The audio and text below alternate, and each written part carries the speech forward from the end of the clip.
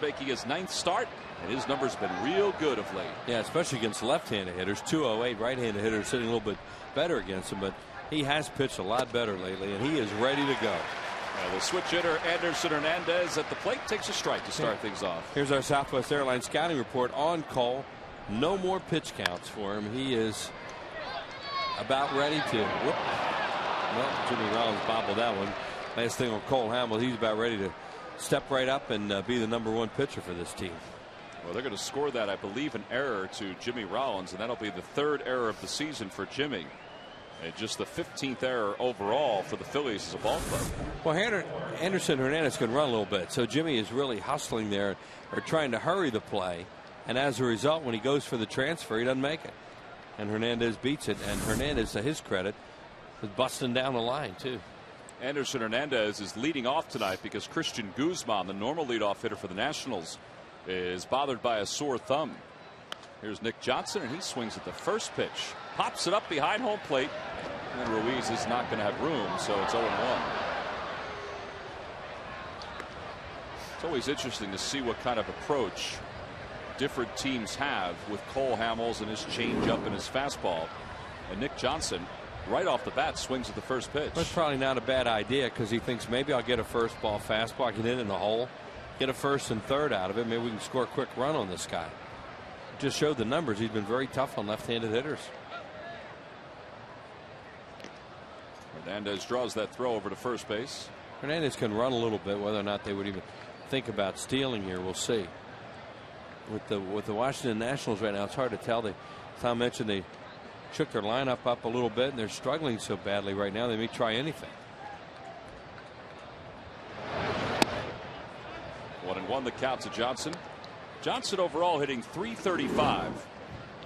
But since May 12th, you see what he's done. Nearly a .400 batting average. He also has the 5th highest on base percentage in the league, so he'll take a lot of pitches.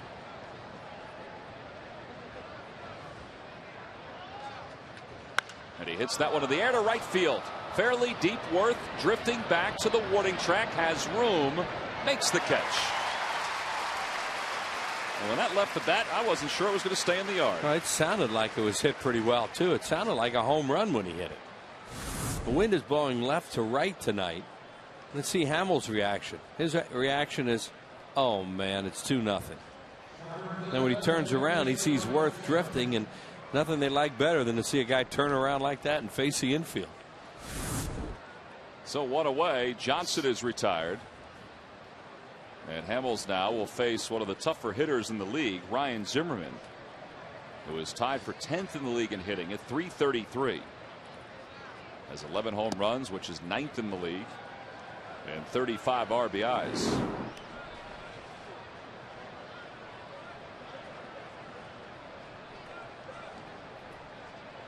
And against Cole Hamels, he's got a couple home runs lifetime. Hernandez leads off first base. And there's a strike on the outside corner. What's been killing Hamels, not killing him, but what hurts him in his starts, and same thing happened last night with Happ, is foul balls. And both these guys throw high fastballs, and a lot of pitches get fouled off, and the next thing you know, they get an inning cut short, or sometimes even 2. In on the hands, a pop up into shallow center field. Utley backpedaling, he calls everybody off, and they're 2 away.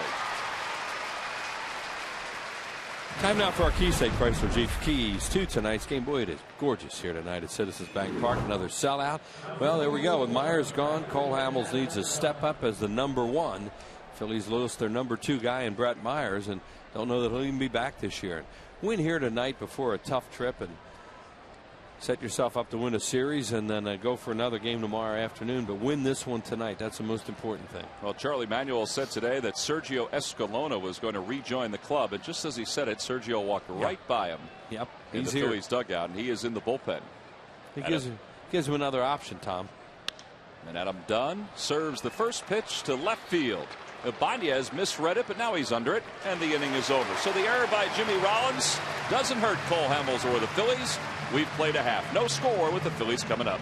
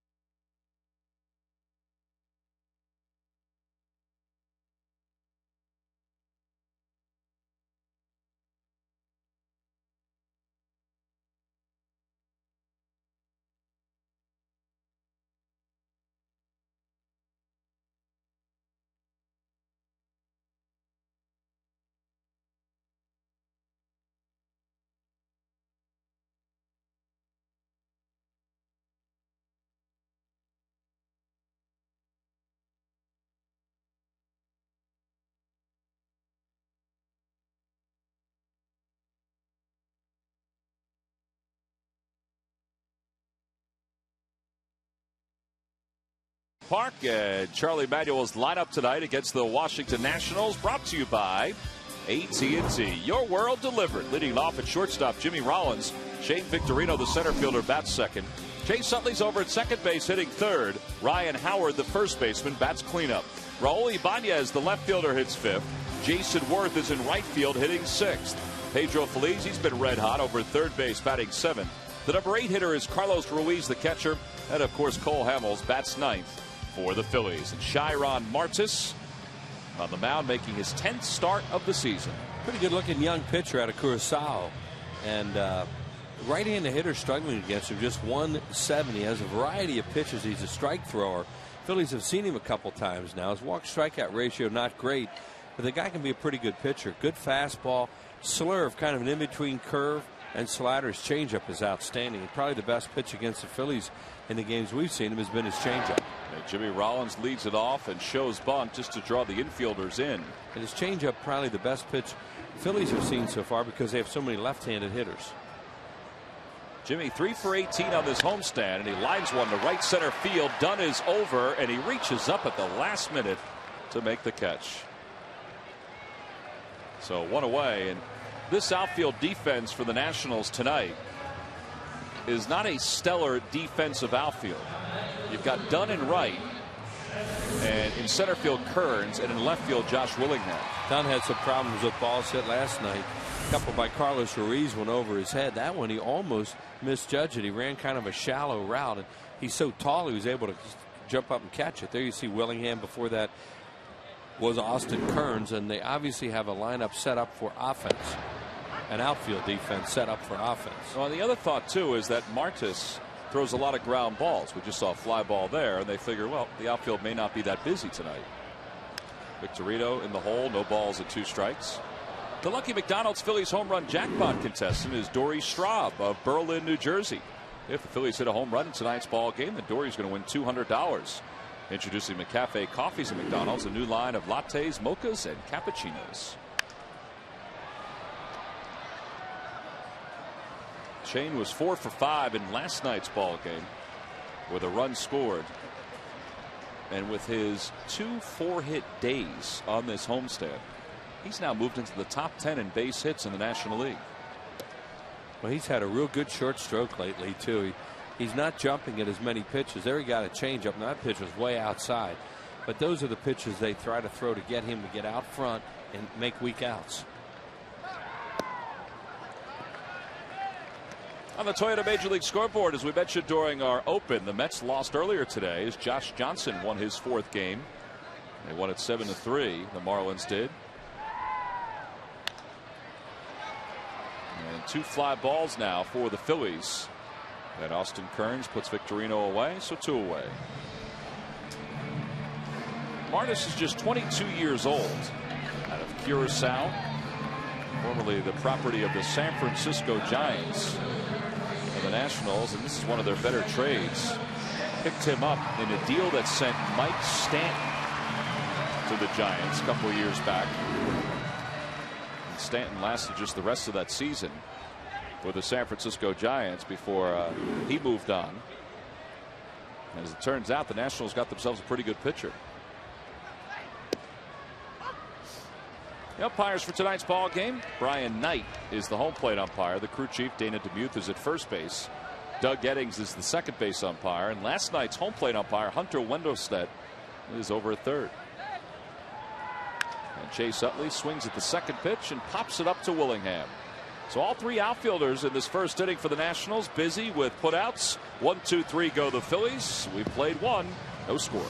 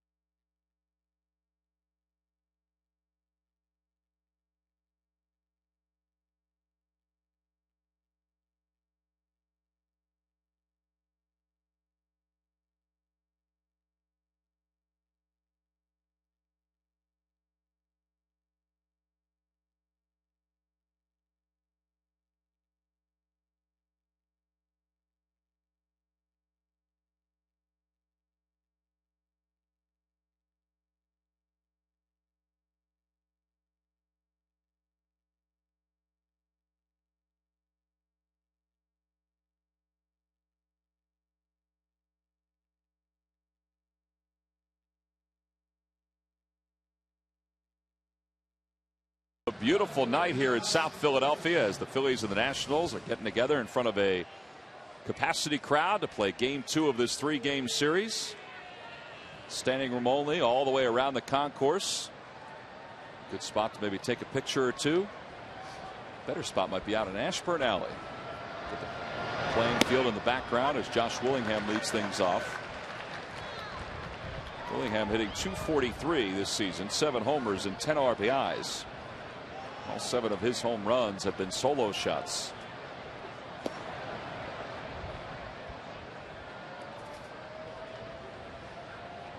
The Nationals begin play today 13-34. Yeah, they are 14 games back in the National League East. Meanwhile, the Phillies are even with the Mets right now in the division. And a win tonight, and the Phillies will go into play tomorrow in first place by themselves in the National League East. That one just misses, and it's 2 balls and 2 strikes. Yeah, Pirates have a little easier week, or the Mets have a little easier week than the Phillies next week. They go to Pittsburgh for 4. Pirates can be dangerous, but you know, there's still a team that you think you're going to get some wins when you go there. And then they go to Washington for the weekend at the same time that the Phillies are playing 7 games against San Diego and Los Angeles. And then after that, the 2 teams meet each other in New York. Now, it's really too early to worry about all that sort of stuff. But, you know, it's a week next week that can get away from you a little bit if you're not careful. Line drive, base hit for Willingham to start off the top of the 2nd inning. First hit of the day for the Washington Nationals. Well, the Phillies will be home beginning Monday, July 20th against the Chicago Cubs. Start of a 3-game series, 2-7-05 and a 105 game. Cubs who won today against the Los Angeles Dodgers. That Wednesday game is the Citizens Bank Business Person Special, and the Modell kids run the bases after the ball game. You can order your tickets now by logging on to Phillies.com, and on the Toyota Major League scoreboard, a 7-0 win by Chicago. Reed Johnson was 3 for 3 in that ball game. Austin Kearns takes one inside. It's 1-0. Ryan Dempster was really good in that game today for the Cubs, who have not been scoring many runs, but manufactured some runs today. They scored all different ways. Well, they've won 4 of 5, and that's a streak that was picked up after they lost 8 consecutive games.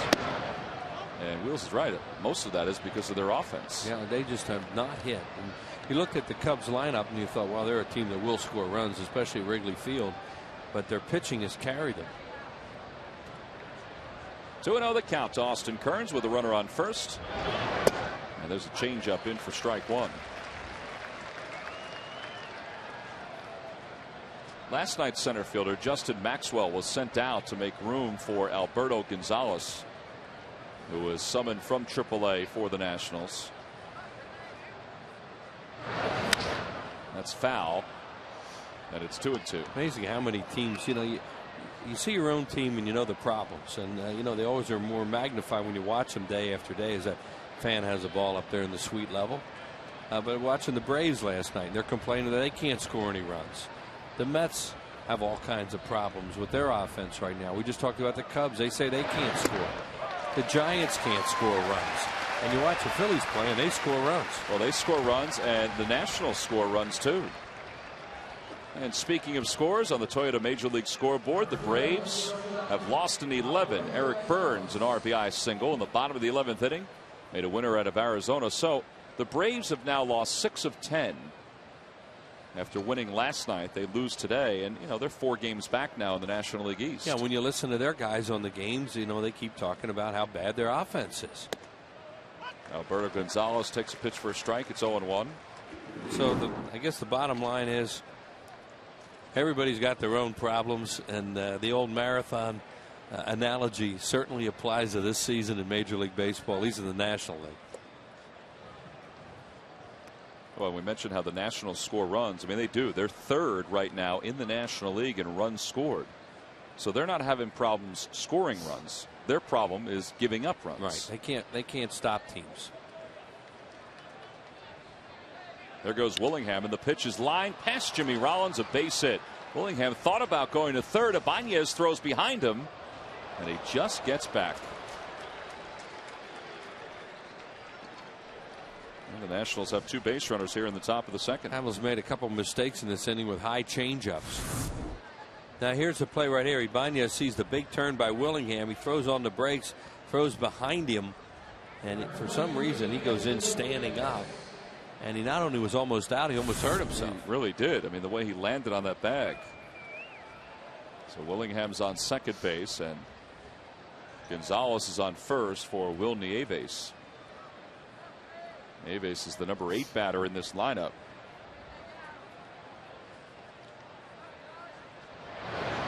He didn't play in last night's ball game, although he started 12 of the last 19 games behind the plate for the Nationals. And overall against the Phillies, he's hitting .273, so he's 3 for 11 this year. And it's 0-2. He's up there looking for changeups and got fastball, and took them both. What do you think he's going to get here?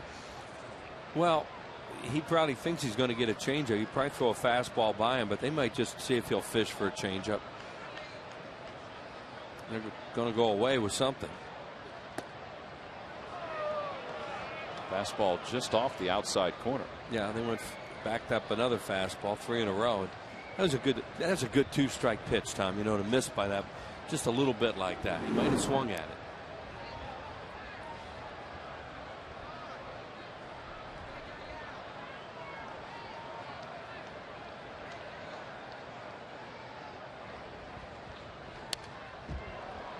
A little late on that fastball, and it remains 1 ball and 2 strikes. I mentioned during the outset how good Cole has been against the Nationals. 5-3 with a 1.94 ERA. He's in a little bit of a jam here in the second inning. But over his last 7 starts against Washington, the opposition, the Nationals, just hitting .183 against him. He's struggling here in the second inning with the bottom of the order. In the air to left field, pretty deep. Ibanez is back to the warning track toward the wall, and he can't get it. A 1-hop off the base of the wall. 2 runs are going to score. The A-base is going to stop at second, and the Nationals lead it 2-0.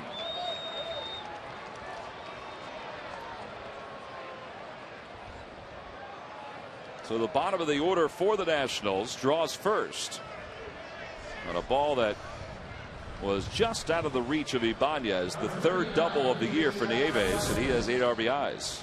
Okay, they try to go inside with a fastball, and he left it up and out over the plate a little bit, and a 1-hopper off the wall at the 374. Now with the Nationals catcher in scoring position, you got to be careful with Martis. Overall, he's batting .278. Gonzalez did a nice job reading that ball as extra bases right out of the chute, and as long as Willingham was willing to score on that, he was going to score right behind him easily. It looked like a track meet. Bouncer towards shortstop. The runner holds. And Martis is thrown out by J-Roll. 2 away.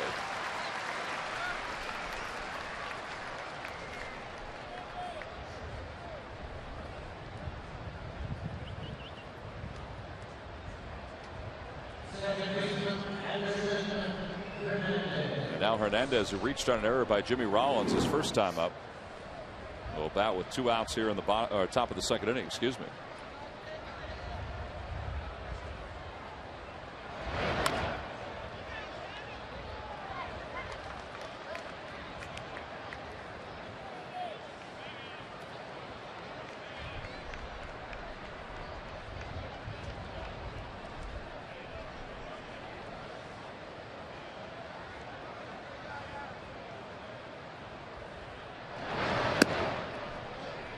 Hamels does not have good command in this inning, and as a result, he's gotten hurt. I mentioned the 2 high changeups that were base hits, and he got hurt on his location on the pitch to Nieves. And he's going to get hurt here as Hernandez singles one to center field.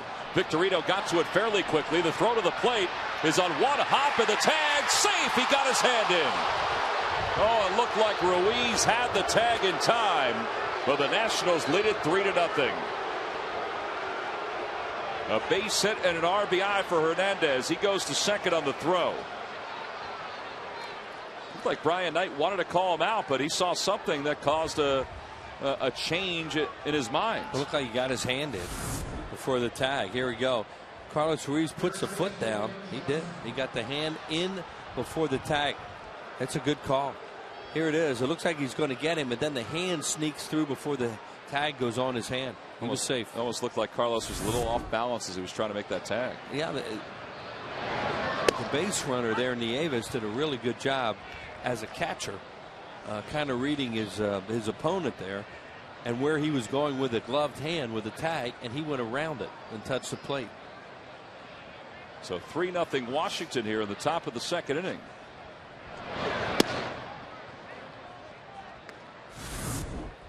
See, right there, the hand goes on the plate, and then Carlos's tag comes down on him. He was safe. 27th pitch of this inning for Hamels, and it's 1-2. He tried to put the shin guard down and block the plate. It wasn't like he didn't try, and there's just a little bit of it there for him to slide at, and he got it.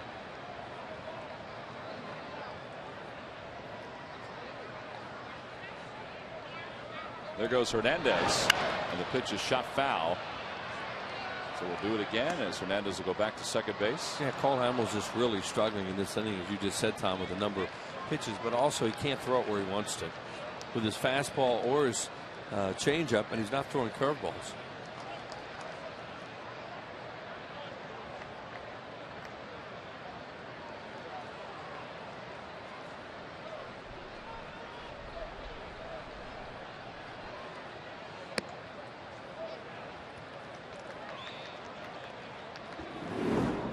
Johnson flat out to Jason Worth with the warning track in right field his first time up, so he's 0 for 1. He's had some good success against left-handed pitching. He's one of the best in the majors against left-handed pitching this year, and he hits that one sharply but right at Chase Utley. And the inning is over, but the Nationals scored 3 runs in the inning. The third one on a base hit by Anderson Hernandez as Victorino's throw on one hop was there, but the hand was there as well.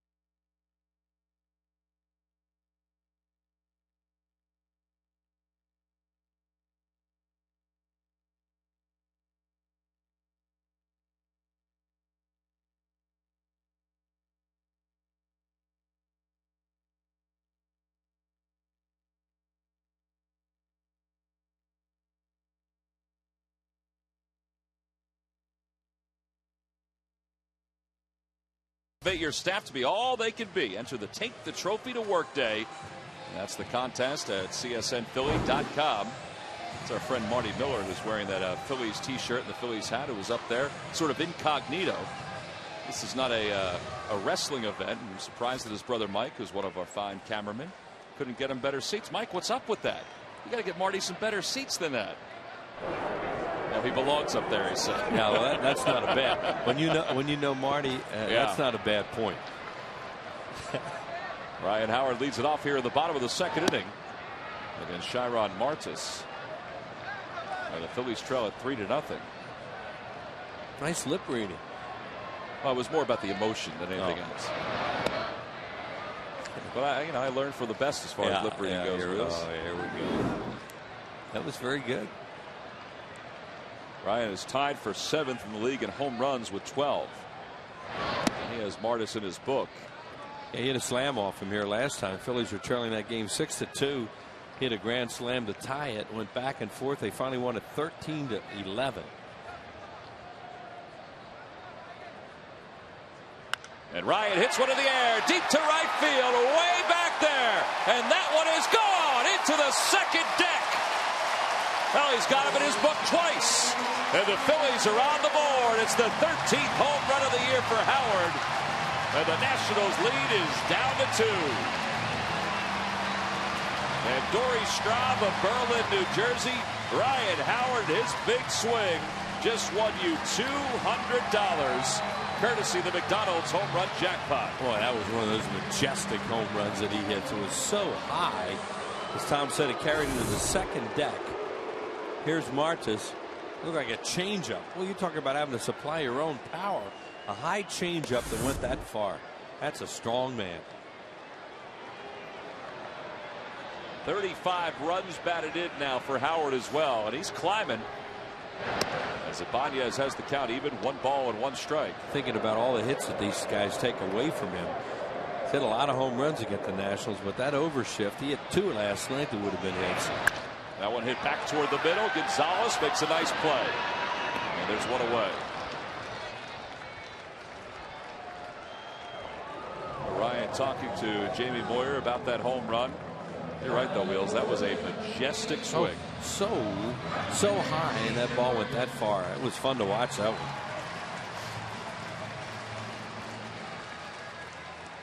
One out for Jason Worth. Jason was 2 for 5 in last night's ball game, which was a good sign because he had really been struggling.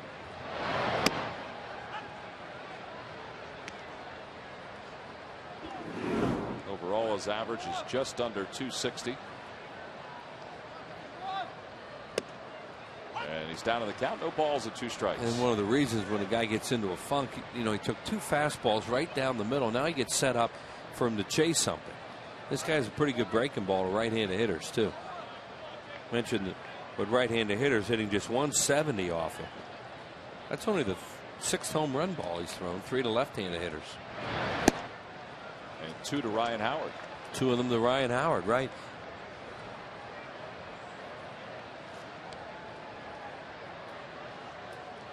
Phillies lead the league in home runs as Worth goes down swinging. And 2 away. Let's take a look at the Firestone leaders. And Martis is tops among National League rookies with 5 wins. There's Jay Happ with 3 wins. Firestone, a tradition of innovation. Happ won last night's ball game. Jordan Zimmerman is one of the fine pitchers for the Nationals. He has 2. And I was thinking about this the other day, Wheels. At this point, you generally have an idea who the leading candidate is for Rookie of the Year. As Pedro Feliz breaks his bat. And the inning is over. Well, this year, I don't think we really know who the leading candidate is right now for Rookie of the Year. I'll tell you what, the leading candidate for long home runs is Ryan Howard. He hit one in this inning, and he's put the Phillies on the board as we go to the 3rd.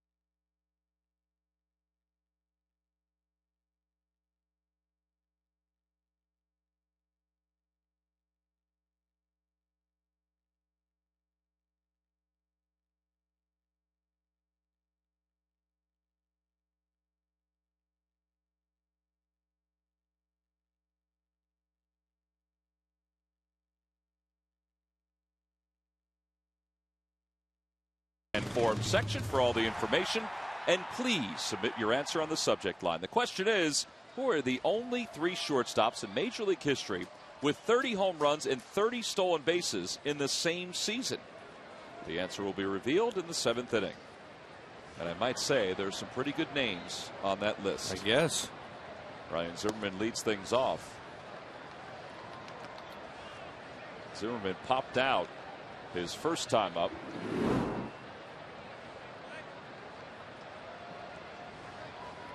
Hitting .342 this season against the Phillies. And he hits that one in the air a mile high to deep center field. It's up there a long time. Victorino looking for the wall and finally finds the ball. And one away. Not a lot of balls go out to that area. Boy, that baby really carried too. Deepest part of the ballpark out there by the 409. Shane Victorino, he didn't know where he was at that point. He said that wall's got to be coming pretty soon. And he felt that. See if he just feels a warning track. Yep. See, when he felt the warning track, then he started to feel for the wall. And luckily, here came the baseball. One away for Adam Dunn. And he takes the changeup for strike one. Dunn flied out to shallow left, his only time up, so he's 0 for 1.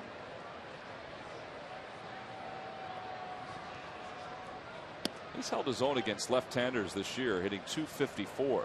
His numbers for his career, though, are usually a little bit better than that against lefties. Yeah, he's never been an out against left-handed pitching because he's so selective. He runs a lot of deep counts. He'll chase. He'll chase breaking balls from good left-handers and all, but he stays in there pretty well. 83 home runs. Hamels didn't like that ball, and he made sure he didn't get a chance to come back into play. He just threw it in the dugout.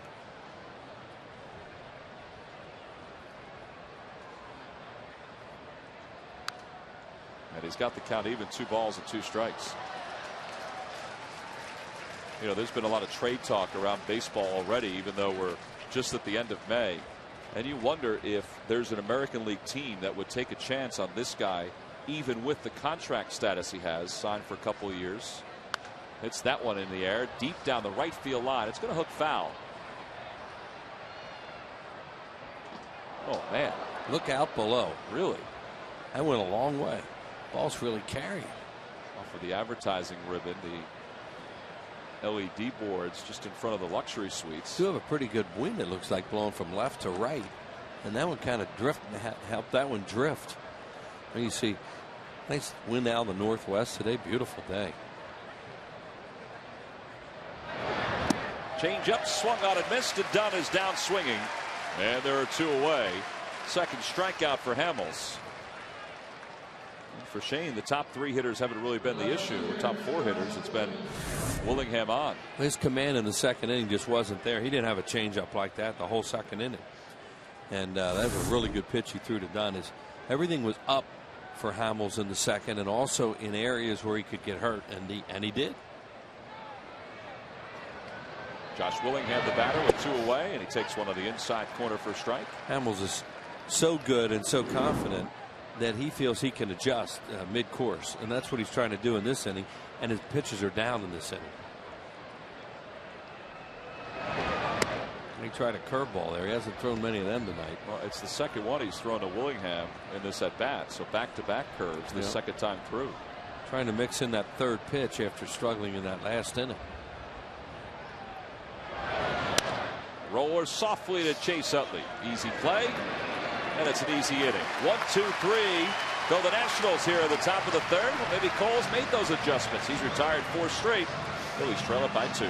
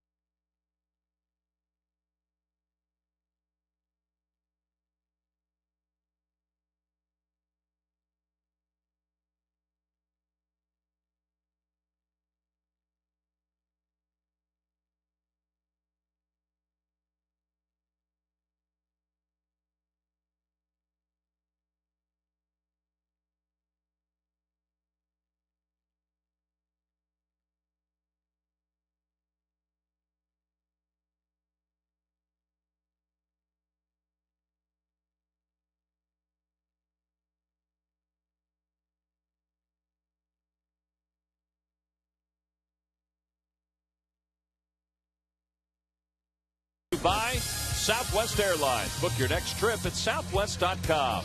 By Acura Advance, and by AT&T. Your world delivered.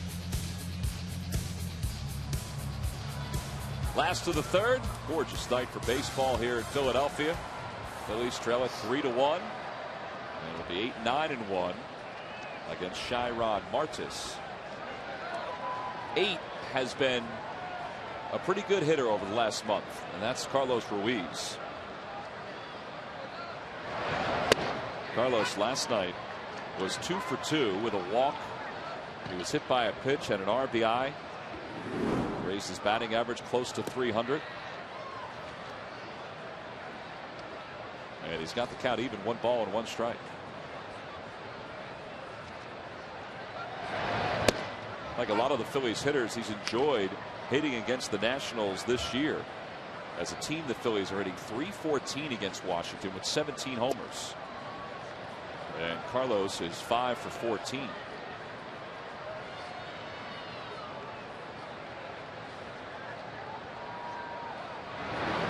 This guy Martis reminds me a lot of a guy who pitched in Montreal uniform for a long time, and Mel Rojas.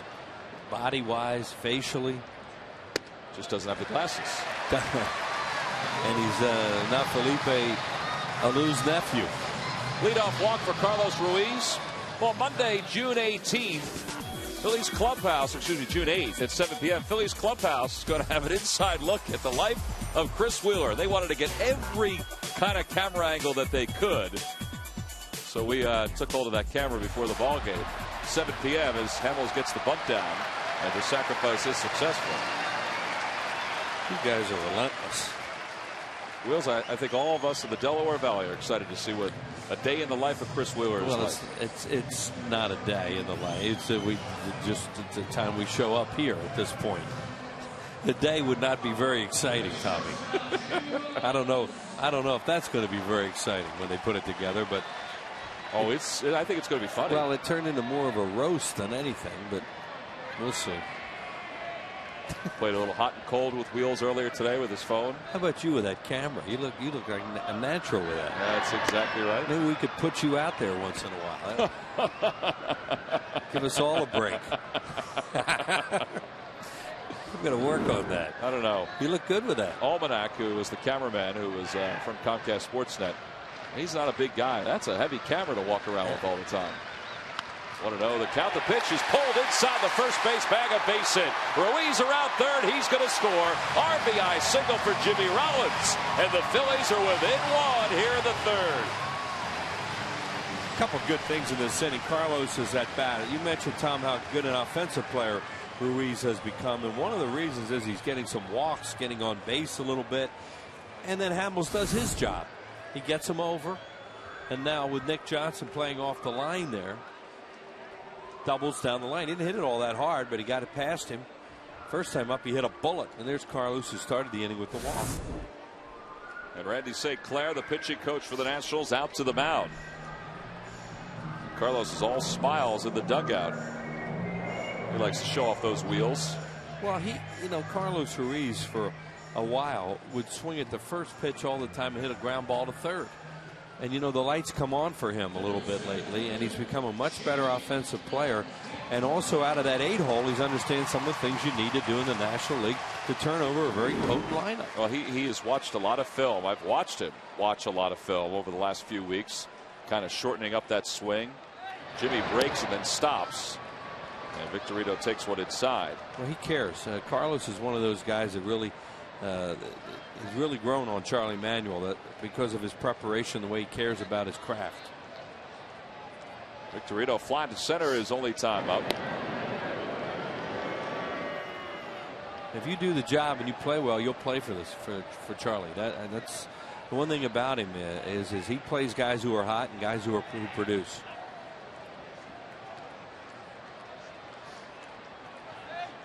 (2-0) the count. Martis right now is worrying more about Jimmy Rollins than the batter, which is a good thing for the Phillies.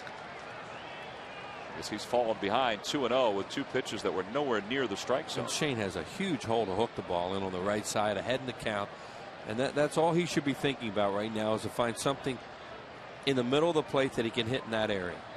There goes Jimmy.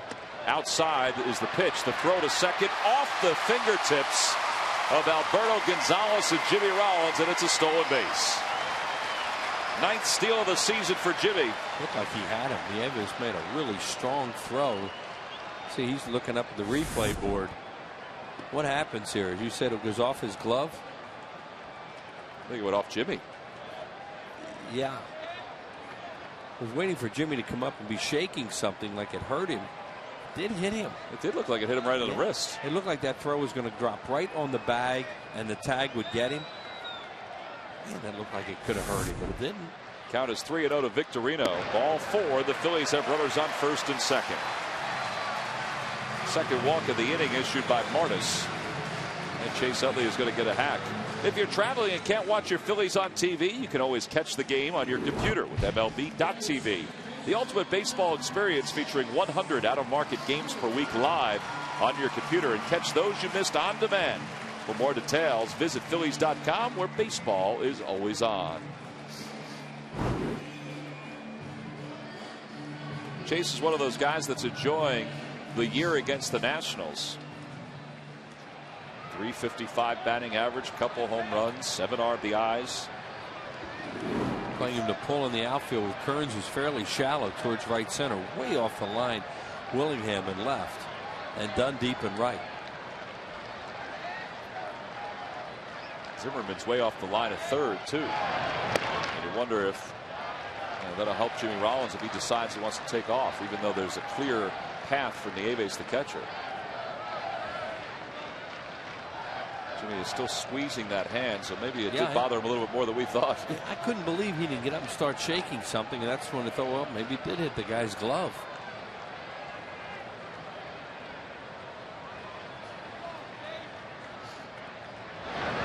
And Chase cues one. This is going to be a tough play. Gonzalez has it, then drops it. Bases loaded. That should be a base hit for Utley. And especially if you've ever tried to play the game, you're going to give him a hit there, because that ball is spinning like a top coming out there. And as you said, it's going to be a tough play because Utley's running hard out of the box. Guy had a long way to come for it. The shortstop Gonzalez. And it's hard to explain how much that ball's spinning when you hit one like that. Right off the end of the bat, and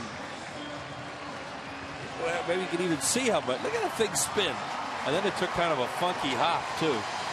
That was going to be a very tough play from the start.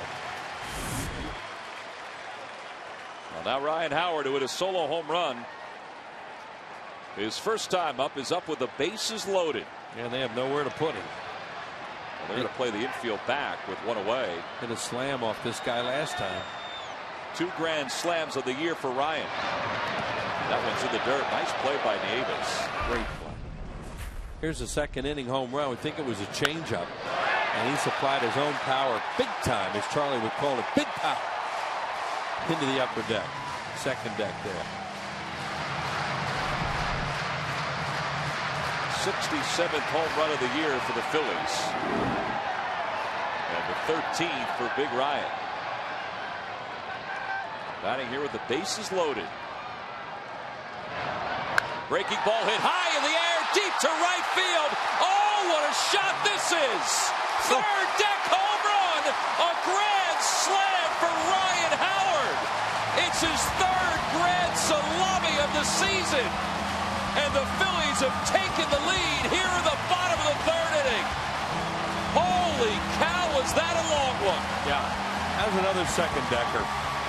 Second grand slam off Chiron Martis this year, too, for Ryan Howard.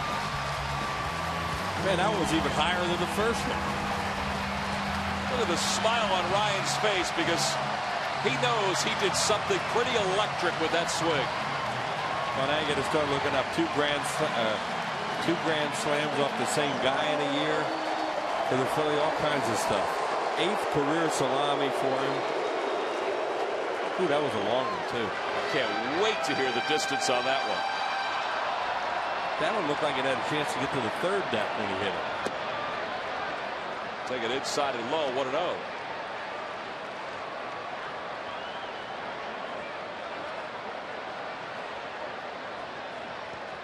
And now 2-0, and Martis, there's no doubt he has shook it up as the Phillies lead it 6-3. That's the guy that got the ball. He is in the third deck. It did go in the third. Yeah. You know, when that thing left the bat, I think that's got a chance to go upstairs. That's the second one he's hit up there now. He hit one off Mussina a few years ago. 2-1 the count. I lost it when it got way up in the air out there, and here it is. Oh, that was a breaking ball this time. Look at Ryan. He took a little look at it. Martis is watching it. Oh, there it is, right over the E in Powerade.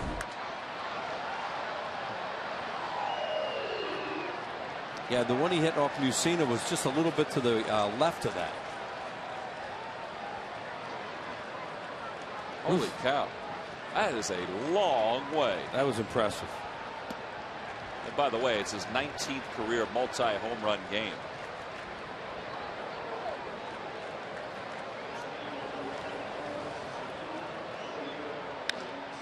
Ibanez, a liner to left. Willingham makes the grab, and they're 2 away.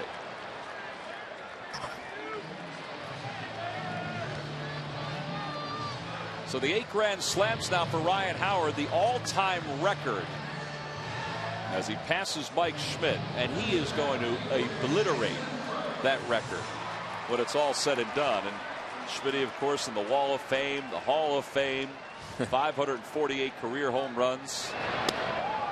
Well, the Phillies' record for most slams in a season is 4 by Vince DiMaggio in 1945, and 3 guys have hit 3 in a season. Now it's another guy, Ryan Howard.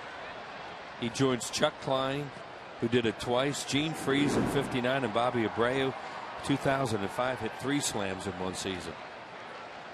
And he's right on the doorstep of 40 RBIs for the year too. I mean, he's starting to pile up the numbers a little bit.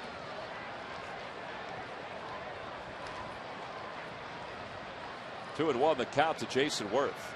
Boy, this place buzzing right now. In the air to left field. Willingham stutters a little bit, makes the grab. The inning is over. But boy, do we have an inning to tell you about. A grand slam by Ryan Howard into the upper tank here at Citizens Bank Park. And he's given the Phillies a 6-3 lead.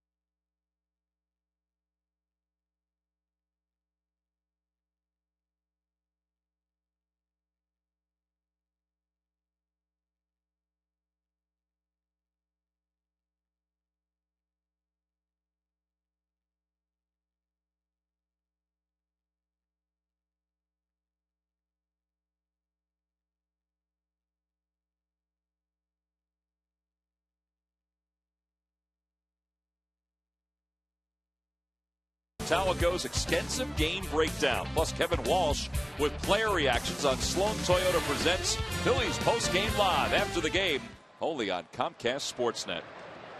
I would think that they're going to be talking about Ryan Howard's 2 home runs, but in particular his grand slam, which we've just been told went an estimated 475 feet. Austin Kearns leads it off here in the top of the 4th inning. And Gary Matthews joins us. And Sarge, you hit some long home runs. No offense. I don't know if you've ever hit one the distance that Ryan Howard hit one on that grand slam. I mean, that was unbelievable how high and how far that ball went. Yeah, that was a short cab ride. Boy, I tell you, the third deck It's what happens with those hanging breaking balls, and that was a hanging curve ball, and I mean, he left it up there. 3-1 the count to Kearns. Well, 3 grand slams now for Ryan Howard on the season, which leads Major League Baseball. And with that, he has 39 RBIs. Ball 4, Kearns draws a walk.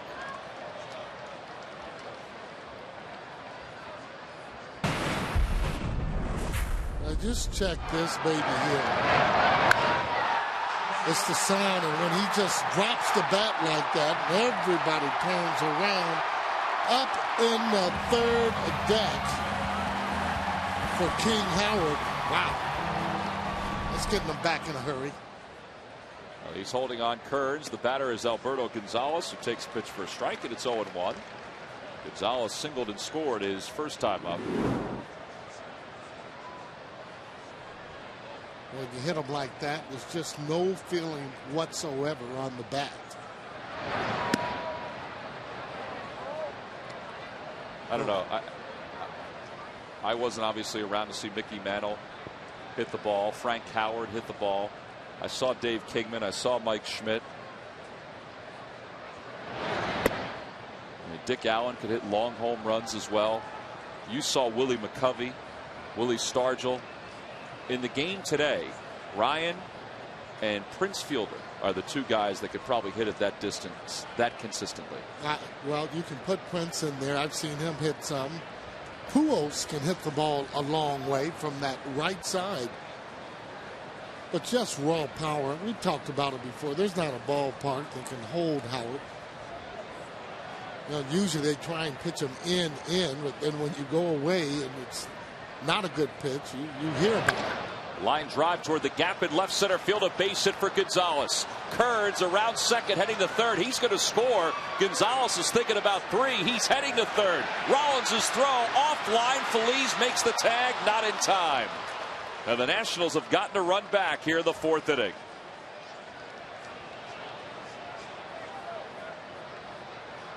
Long way for Ibanez and Victorino to run to try to track that ball down.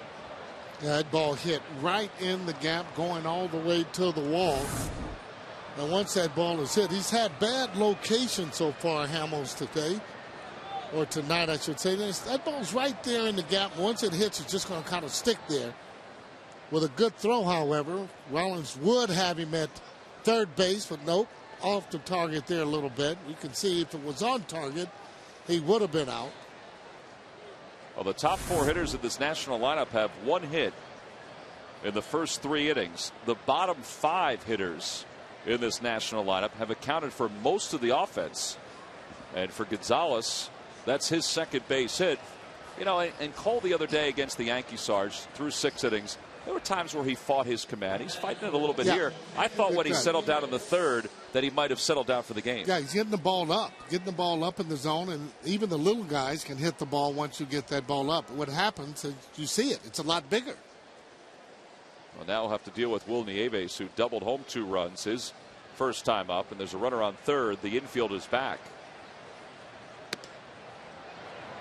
Now, with all of that said, Cole is the kind of pitcher that in a blink of an eye can settle down. Well, he needs a strikeout for sure right now if he can. 1-1 the count. Now with the pitcher coming up next, maybe he can see his way out of this, but he's not hitting fastballs. First pitch, changeups has been a little bit up, and when you get the ball up again, it's easier for the hitters to hit the ball. During the course of baseball, we've seen so many guys, so many of the real good pitchers struggle early and then settle in. And there's a good changeup. They throw behind the base runner, and Gonzalez gets his hand back. Well, you know, Ruiz not afraid to throw to any base. Inside pitch, steps across there, and he does get back in there, gets that hand in there. The heart starts to beat awful fast when you're on third base and you get a throw. Great changeup, and Nieves is down on strike, so there's that strikeout that Sarge was talking about. 1 away.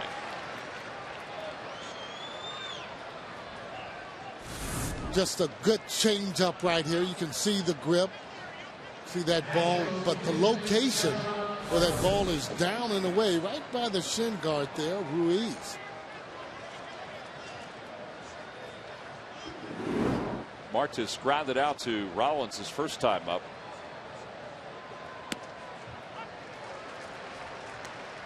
Well, they had the infield coming in, and then they kind of backed up a little bit. You play back because then it's easier to get balls. It could be up the middle. If you're playing in, no chance.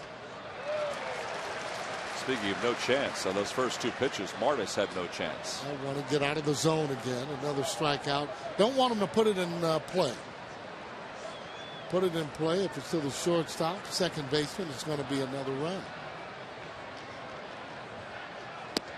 Down on strikes, back-to-back Ks for Cole Hamels. 2 away. He's got that changeup working. 2 strikeouts on a changeup. And now the top of the order, Anderson Hernandez. And Cole can kind of see his way through this 4th inning. He's allowed a run on the triple by Gonzalez, but he's gotten the last 2 batters on a nasty change.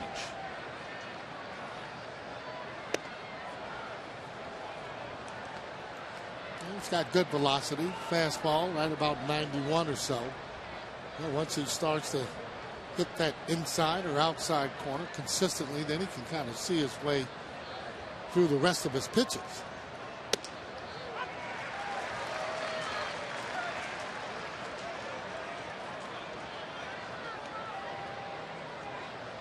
Got a great night for a ball game. This is good hitting weather.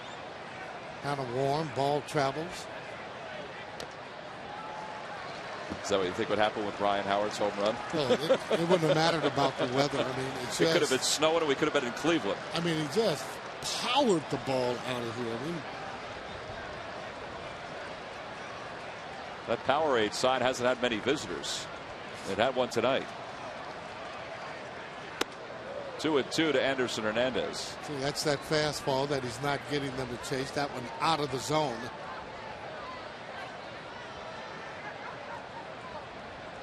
Doesn't throw a lot of curveballs. Mostly change-up, fastball. Cole throws.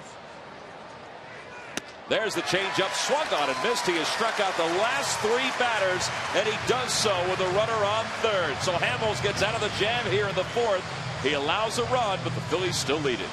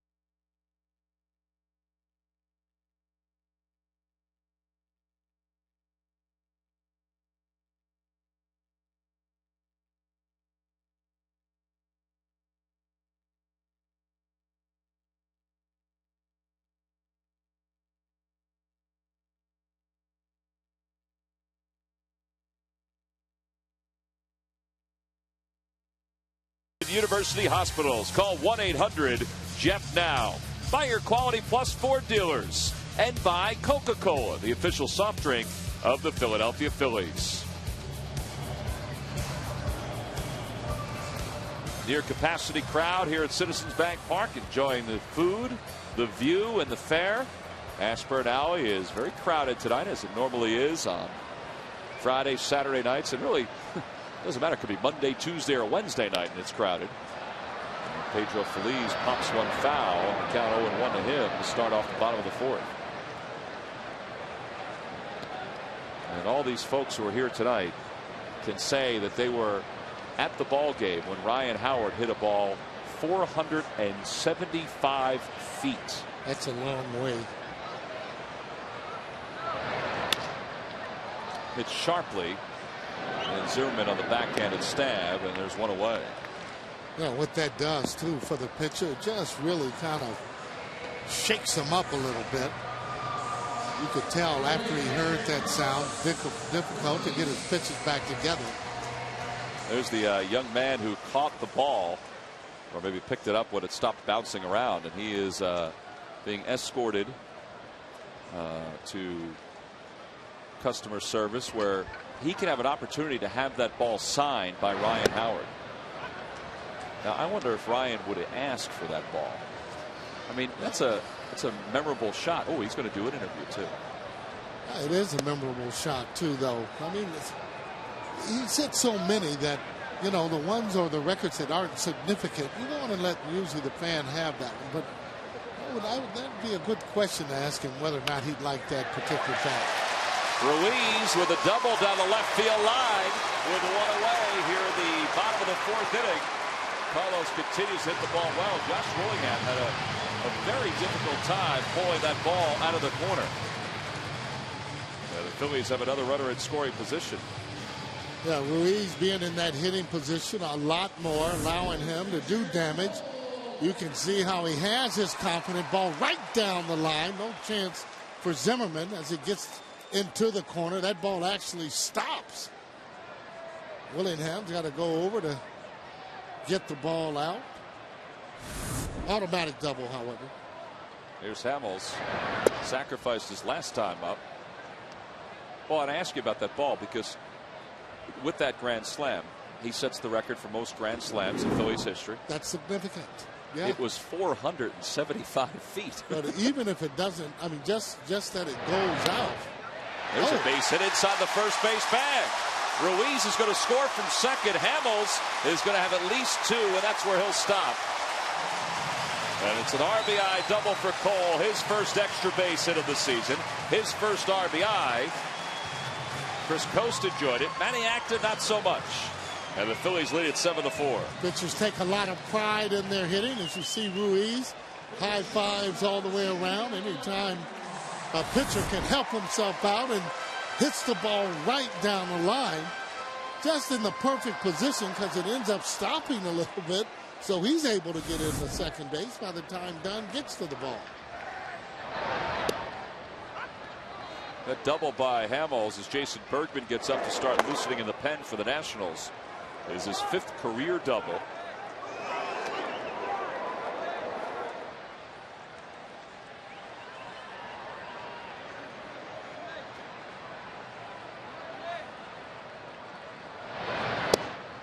Oh, and 2 to J-Roll, who is 1 for 2 with an RBI and a run scored. Now that pitch there, borderline fastball that was down.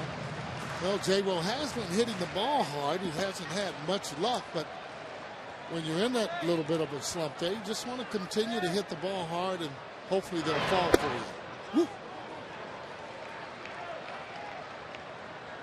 Jimmy was on base and hopped in the Cadillac back in the third inning on that grand slam by Howard. Well, I tell you, when he threw it up there and the curveball did not curve, it just kind of, it sits there as if you're soft tossing and you just whack it.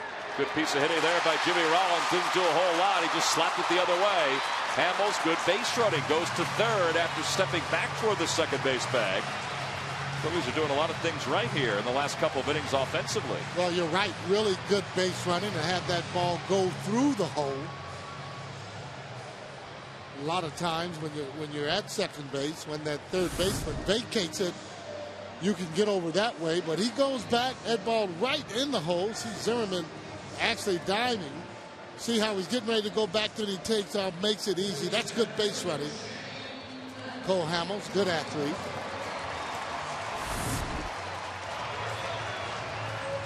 Well, you can see too, Howard, when he starts to hit the ball the way that he does, and that means everybody in front of him will get better pitches. pitchers don't want to see Ryan coming up with men on base. Is seeing some smiles from J. Rowe, first base. Victorino 0 for 1 with a walk and a run scored. And the count 1 ball, no strikes to him.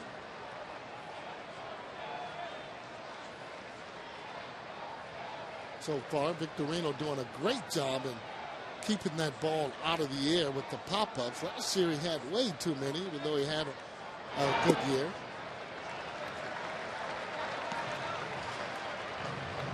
He's in the driver's seat. He can look for his pitch in a particular area, and if it's not there, see what he's doing with runners on third base, less than 2 outs.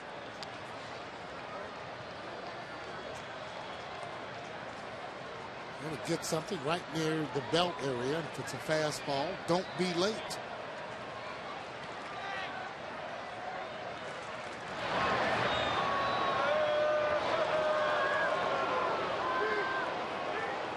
And we have seen that play work before, where they'd end up getting that runner at first base.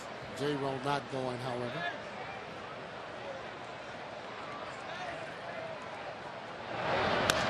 Pop up. Hernandez, the second baseman. And there are 2 away. Hamels stays at third base. Well, the Cincinnati Reds will be coming to town Monday, July 6th to start a 4-game series. All 4 games are night games. Now, Tuesday the 7th, all fans 14 and under receive a Verizon Phillies beach towel. On Thursday the 9th at 7:05. Following that ball game, an Independence Blue Cross fireworks show. You can order your tickets now by logging on to Phillies.com. And Sarge's friend Dusty Baker and his Cincinnati Reds have won 6 of 10. They're a game and a half behind the Brewers and the Cardinals as play began today. Yeah, they've been scoring some runs and getting pretty good pitching. Here's Chase, who takes one for a strike. It's 0-1. Victorino with a runner on third base. That's what you call almost a free at bat. You had him 2-0 and just popped it up. That's the time to be violent. No balls, and actually 2 balls on him. No strikes.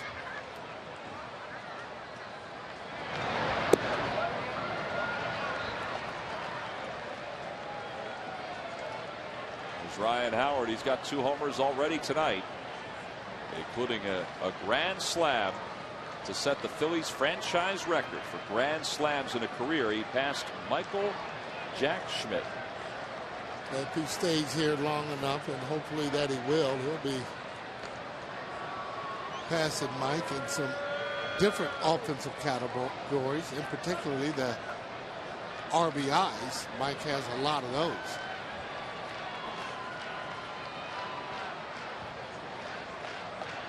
One and one the count to Utley.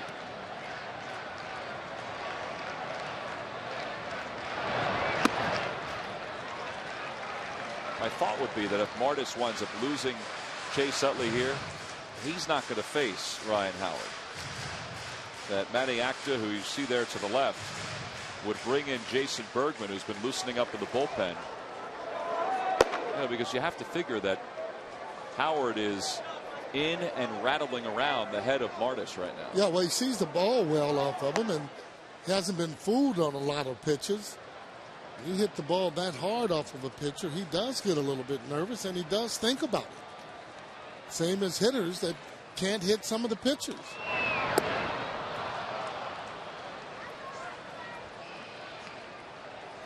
Pretty good changeup, had it in a good area.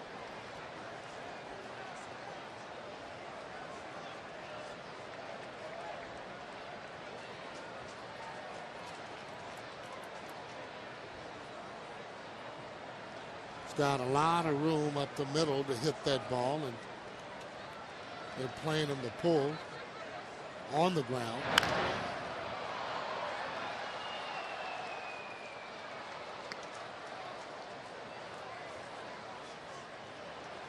Chase was also aboard on the grand slam by Howard. He had an infield single his last time up, flat out to left back in the first inning. He has 12 hits this season against the Nationals.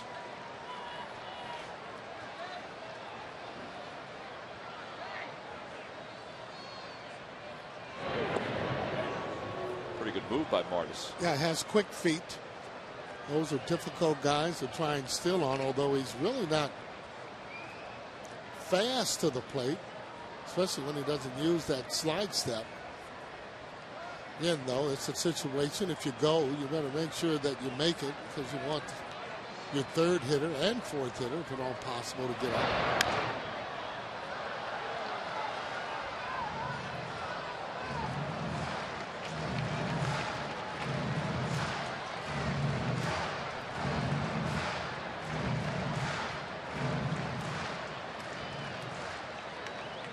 .70 pitches so far for Martis. He's in the same neighborhood as Cole Hamels, but his trip to that neighborhood has been a little rocky. There goes Jimmy. The pitch is hit high in the air to right center field. It's deep.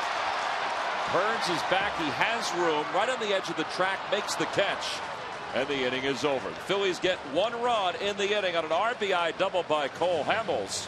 We've played 4. Phillies lead by 3.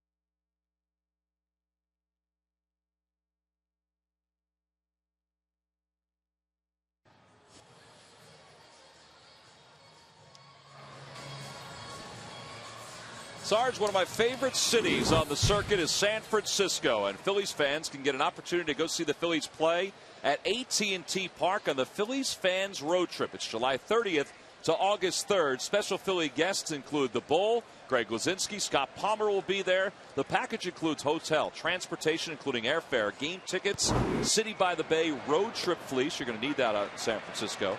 For information, go to phillies.com/road trip. Or call 877-833-7326.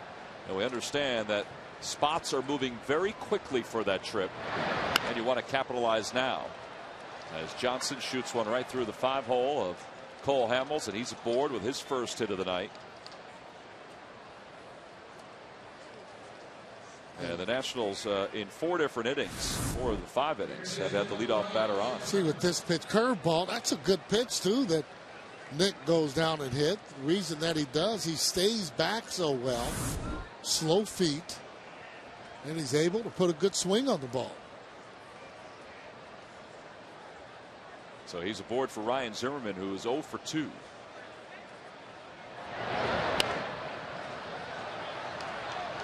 Well, there's a lot of times guys hit the ball and you'll say, well, right down the middle, but doesn't always have to be the case. There's some pretty good hitters in that league. Here's one of them right here. Hit the ball the other way. We've seen him go deep the other way.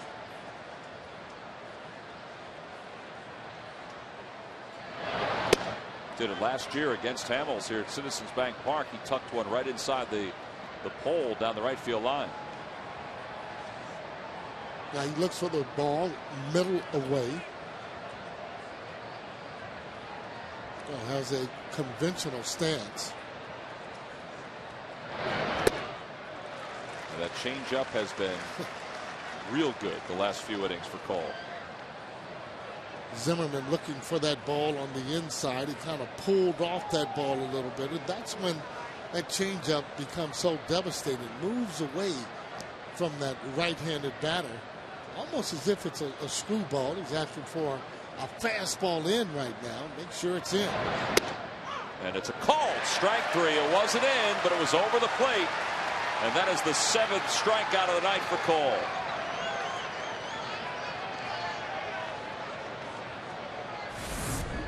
Good old-fashioned fastball. Obviously looking and sitting on off-speed pitch. When you do, very difficult to pull the trigger on a fastball.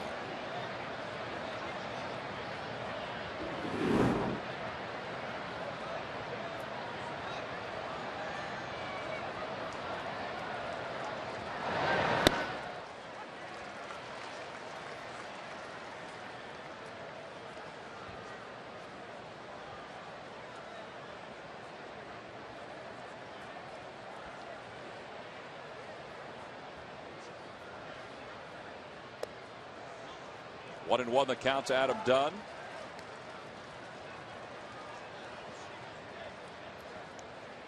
Dunn is flying out to left field. He's also gone down on strikes. One of 6 strikeouts for Hamels. Runner on first with 1 away. And it's 2-1. Manny Acta, the manager for the Washington Nationals, has led his team to just 13 wins this year. And the biggest problem for Manny and the Nationals really has been their pitching. Their team ERA is 5.67. You know, the Phillies have struggled with their ERA too. It's at 5.06. But the Nationals bullpen ERA is around 6. The starters ERA is a little more than 5.4. You know, so it's been a revolving door of guys out there. As Dunn misses a changeup, but it's 3-2. And, you know, we've talked so much in this league, and I've learned an awful lot watching Major League game, Sarge, up close, and you've played for so many years. You need pitching and you need defense. There's the key. Obviously, you're going to need to score runs, but you need pitching and defense. And there is the 7th strikeout for Hamels, and he just hasn't had it this year. And it's time now for our Geico quote of the day.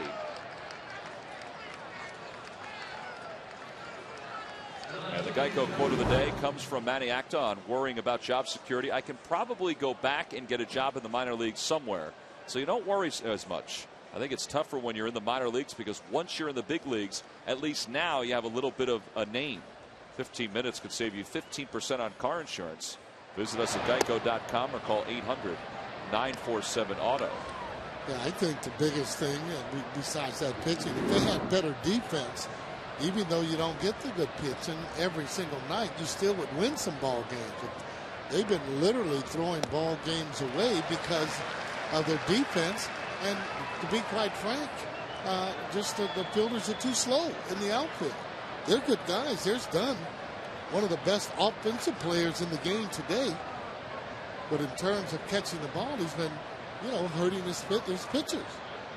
He's probably, at this point, a designated hitter. You would think. But, you know, on that ball club and with the Nationals ballpark, it's really so big, he's still probably going to hit you right at 40 home runs. No question. He's done it 5 years in a row.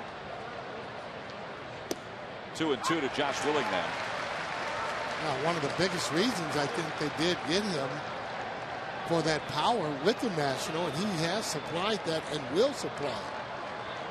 But you got to be able to stop some runs. He has been knocking in more than he's been letting in, however. Nice play by Ruiz to keep that in front of him. But you prolong a lot of innings when you're not playing defense. Pitcher starts to throw more. They're on pitch counts. Well, and I wonder, too, Jim Bowden was the general manager when the season began for the Nationals. I wonder, you know, because he hasn't built a great team for Manny Acta. You wonder if Manny will be given some slack as this year goes on because of that. Oh, I would think so. Payoff pitch hit hard toward third. Nice hop for Phillies. Willingham doesn't run well. He's got plenty of time to throw him out, and the inning is over. Hamels strands one, picks up a couple more strikeouts, and the Phillies lead it by 3 with Ryan Howard coming up to lead things off at the bottom of the 5th.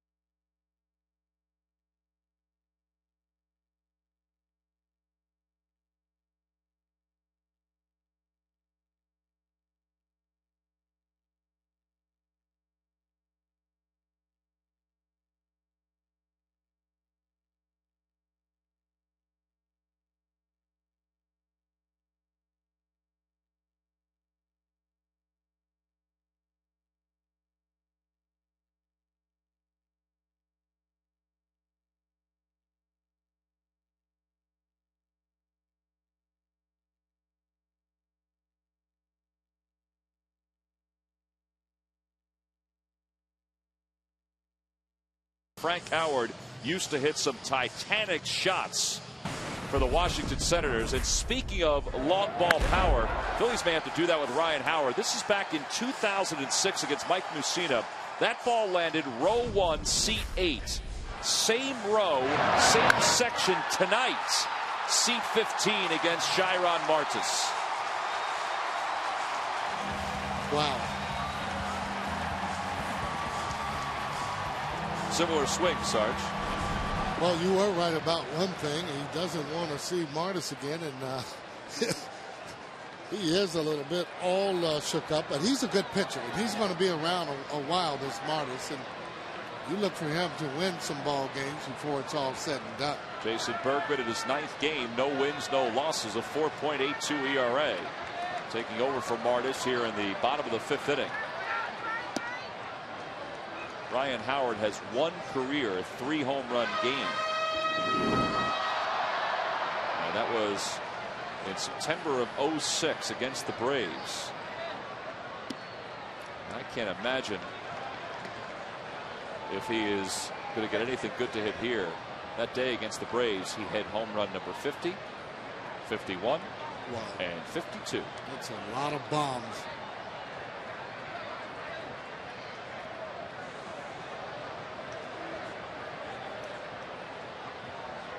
Well, that's what happens. Pitchers don't hit their targets, and they get the ball up a little bit. Hitters get their arms extended. Now you can literally go around this ballpark, though, mark off those 2 seats up in section 304.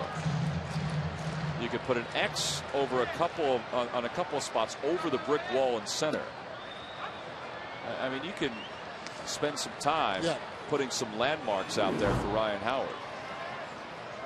And he's only 4 away from Bobby Abreu on the all-time home run list. And a ways away from Mike Schmidt with 548. Pulls that one toward the shift. Nice play by Gonzalez. 1 away. He continues to hit the ball hard, and that's what you want to do. You know, the same thing. Those balls are elevated, has a chance to get out of the ballpark. But you like the way that the big man is swinging and making contact.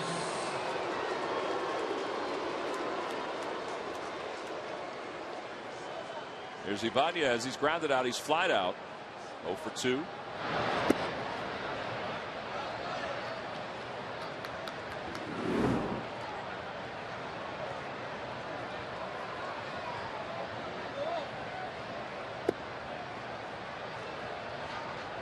hit enough of those home runs, you really start to pick your ribby count up. I mean, right away. That's how Howard ends up driving in 100 runs. You get those home runs, you have been on base. That one's hit on a line to right center field, and Dunn, in self-defense, he knocked it down. Ibanez hustling towards second. He's going to get there sliding. And the Phillies have a runner in scoring position with one away. Well, that could have happened to any outfielder. I mean, that ball was lost in probably the lights as Dunn went back into the gap in right center field. It is an error that they've charged on Adam Dunn. Yeah, that's a play. However, you're right about that, Tom. He did not see the ball and see the lights. Now, when you're running over, been there, done that, it gets into the light, and you can see how he just kind of turns his head. The ball almost hits him on top of the head. He tried to get it with two hands.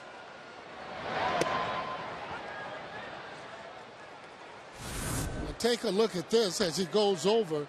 Now you can see, oh, he's almost just, good thing he did have that glove out there, kind of boxed it away. Another reason why I say keep your mouth closed when you're trying to catch fly balls. Don't want to lose your teeth. I kind of remember that you were a guy that talked a lot. Did you not have your mouth open on fly balls? I tried to keep it closed. You know, you might not catch them always clean or the way that you want people to catch them, but it's results that count.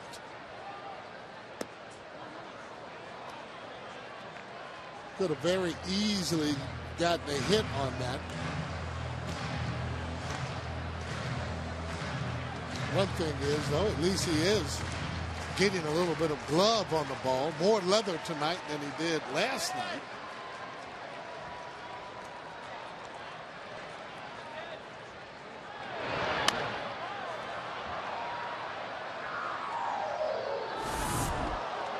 Here's Dunn going back into the gap. It looks like he sees it right there, and it looks like he may have just missed that ball. Well, after it hit his glove, you're right, he kind of ducked in because didn't know where the ball was going to go. But this is exactly what we're talking about on pitchers having to pitch, you know, even more pitches because of that. Jason staying alive as he rolls that foul. A little bit of slider just coming off a little bit. He's very, very close, you know, in terms of being able to drive the ball the way that he has in the past. I mean, he obviously has it in him. Has a close stance.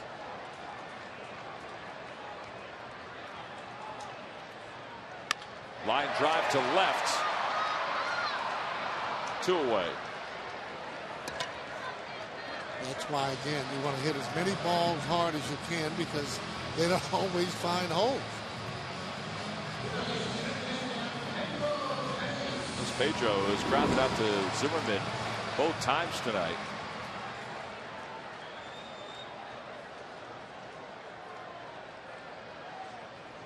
Pedro hitting over 400 not only on this homestand but also against the Nationals this year. He is the 3rd best hitter with runners in scoring position. He grounds this one to the hole at shortstop. And the Phillies are retired here in the 5th inning. So they strand 1. We have played 5. Phillies lead it 7-4.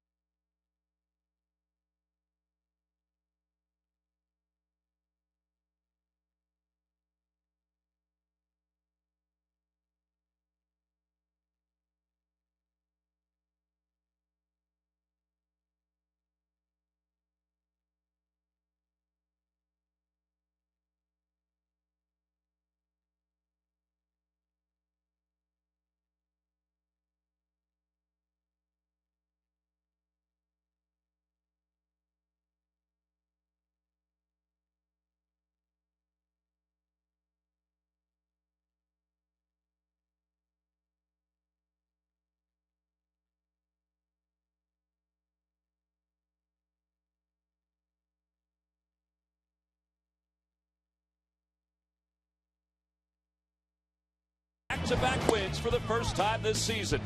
The May finale was a dandy against the Marlins, throwing 7 strong innings, putting up zeros the whole way, and punching out a career-high 11 batters.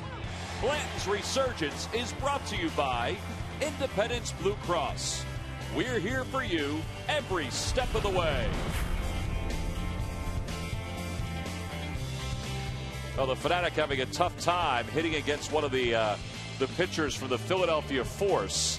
Tonight is a celebration of softball here at Citizens Bank Park, and a number of the talented softball players from around the Delaware Valley were walking around the warning track today, and the Fanatic looked like he had one of the Munsters bats right there. Yeah, don't want to get that one around. Don't want to get hit with that backswing. There was a parade of softball players before the start of the ball game today, all around the warning track here at Citizens Bank Park, as Austin Kearns leads it off here in the 6th. Kearns has walked and struck out. Now that walk was significant for Cole Hamels, as that one is rocketed foul, and it's 1-1. And Sarge, you know what the significance of that walk was for Cole? I give. Only his 10th of the year. Oh my. 10 walks for Hamels in 47 and 2/3 or in a third inning. I mean, that's some pinpoint control. Yeah. Well, it helps them. Pitchers that don't walk a lot of batters, and they're not wasting a lot of pitchers. They give themselves a chance. Guys hit balls, could be right at the fielder. 2-2 to Kearns.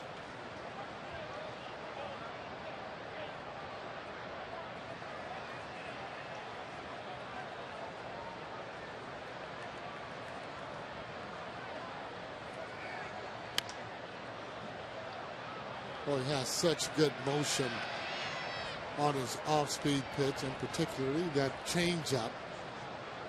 Then he throws it, looks like a fastball is coming, and then you get the changeup, and if you're pulling off of it a little and he starts it on the outside, you can forget it. Little number up the third base line. This will be a tough play. Felice has it on the bare hand. He's just going to eat it. Infield single on a swing and bunt for Austin Kearns.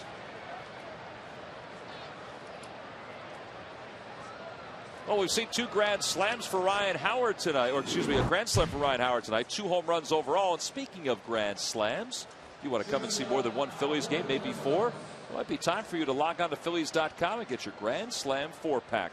You can pick one of the hotter games on the schedule this year and then add 3 more of your liking. Do that by logging on to Phillies.com. Here's Alberto Gonzalez, and he's hit by a pitch. And the Nationals have runners on first and second to start this 6th inning.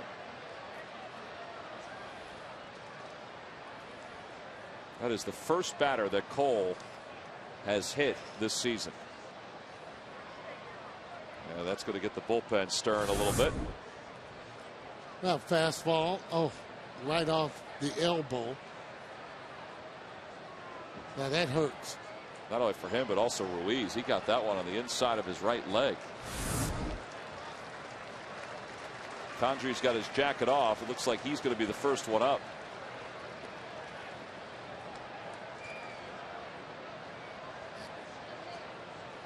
And Sergio Escalona is also going to loosen up for the Phillies. He was added to the roster today to take Brett Meyer's place on the roster. And Rich Doobie now is going to give the bullpen some time to get themselves loosened up.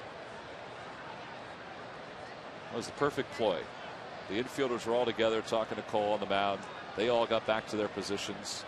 As soon as Carlos Ruiz got back past home plate, Rich Doobie was on the top step of the dugout, then headed out to the mound. That is done by design, to do exactly what you said and give the pitchers time to start warming up, make sure that they're completely warm. Cole Hamels looking for a ground ball here to try and get out of this little mess.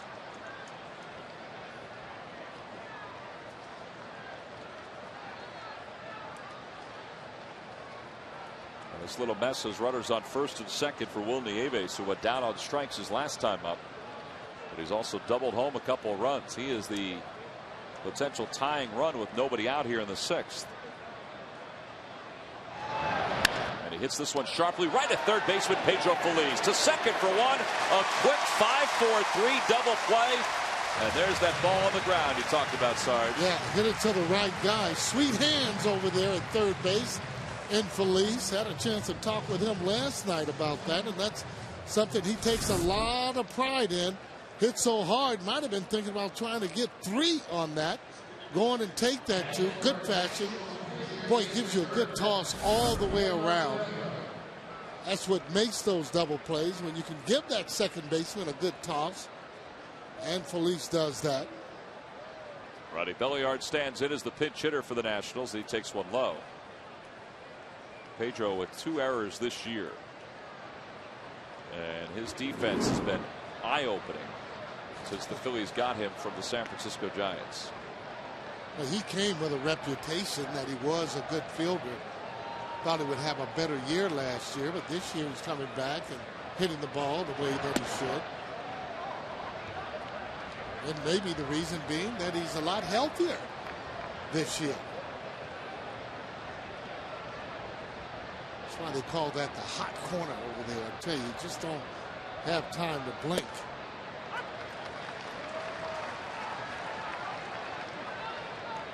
Under pitches now for Cole Hamels. 64 strikes, 36 balls. Into the air to left field. It's deep. 101 is going to leave the yard. And it's a 1-run game. 2-run pinch hit home run for Ronnie Belliard. Second home run of the year for Belliard. And the bottom of the order is having itself a pretty good night.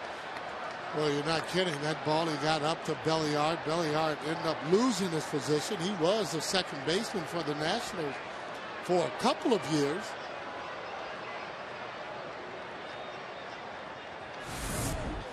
Let's see right where the pitch is. Now, he wants that down and in, and look where the pitch is. And he knows it when he got it. As soon as he hit the ball and knew the ball was going out of the ballpark. See how important now that double play was. Top of the order, Anderson Hernandez in a 1-run game. And it's 1 ball and 1 strike to Hernandez, who is 1 for 3.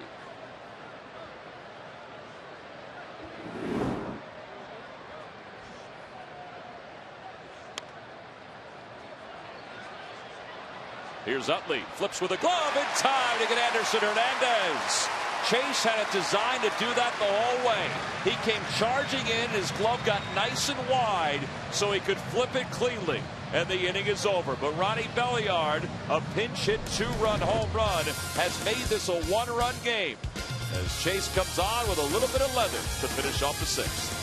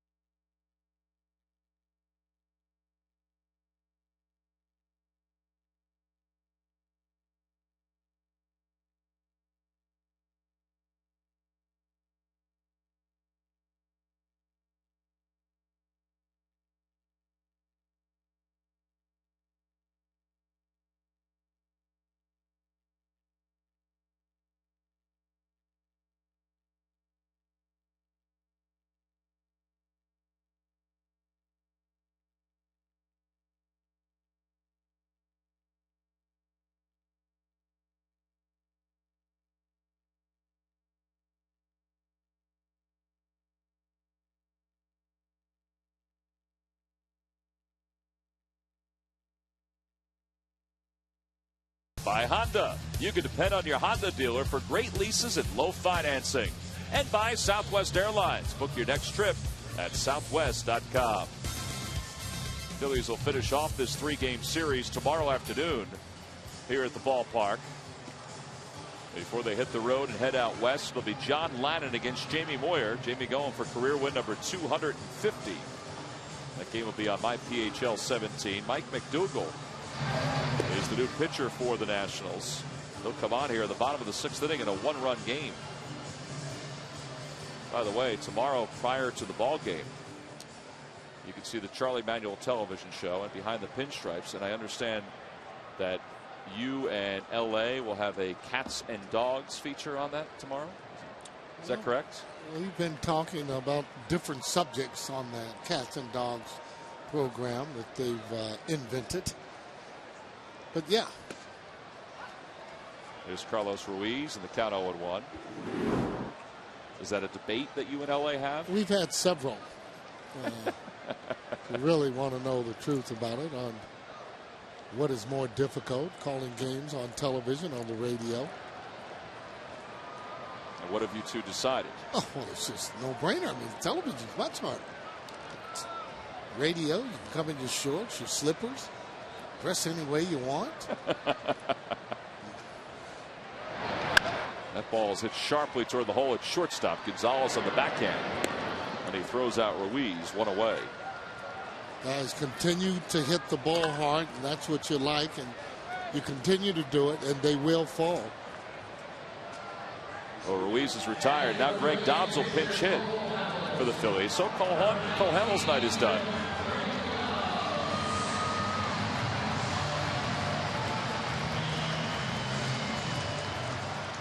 Cole leaves after 104 pitches. And you know the different clothes we got to wear on the open, how we're all matched up most of the time. And Les Wills decides to wear something else on his own. Scott and Larry aren't matched up over on radio. Oh, he's matched up all right. Well, tune in tomorrow for Cats and Dogs on Behind the Pinstripes, a half hour before the start of the Phillies game here on the Phillies television network.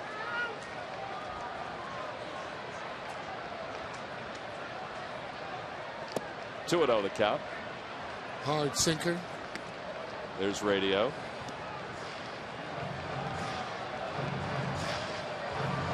Is he even there? There he is.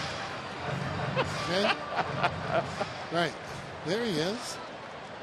Joe Gaines in the background. You're going to tell me that's hard to do?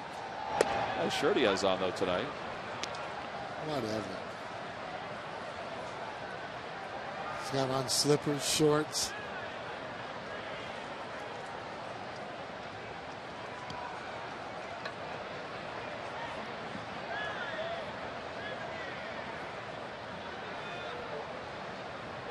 Three and 1 the count to Dobbs. That is a very hard thrower here. 97, 98 with some hard sink. There's Jimmy Rollins waiting on deck.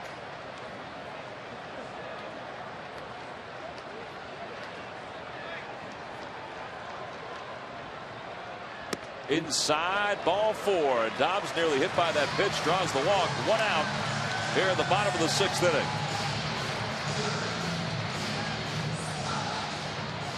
And J-Roll, who has 2 hits tonight, he's 2 for 3. He's raised his batting average back up to 234. Jimmy's also scored a run, which is his 31st run of the season. He's right in the mix now with everybody else on the team after a very slow start. It's that one in the air, shallow left center. It'll be Gonzalez's ball. J-Roll's retired on the first pitch. 2 outs. Hey, you consider him having a good year. If he scores 100 runs, the first 2 batters you want to score 100 runs, and hopefully your 3, 4, 5 guys will be able to drive in 100 runs. I think if Jimmy wasn't hurt last year, because that sprained ankle really hampered him. Sure did. In the early part of the season. He wound up scoring just 76 runs. that he would have scored 100 for the 5th straight year at 139 in 07. Victorino scored 100, and he takes one for a strike. It's 0-1. That's usually how you judge the leadoff hitter, and even that second hitter. And sometimes you have second hitters, that's all they do is just really try and get that ball over on the other side, especially after that leadoff hitter hits a double. There's a liner for the gap in right center field. Dobbs running hard is going to get to at least third. He's being held there as Victorino pulls into second. And the Phillies have runners on second and third here in the home 6th inning. 12th double of the year for Shane. And there was a moment, the way the outfielders were going after that ball, that I thought Dobbs was going to try to score. He put himself in a good spot to try to do that going to third. You know, Sam Palazzo does such a great job over at third base as Victorino gets the foot down.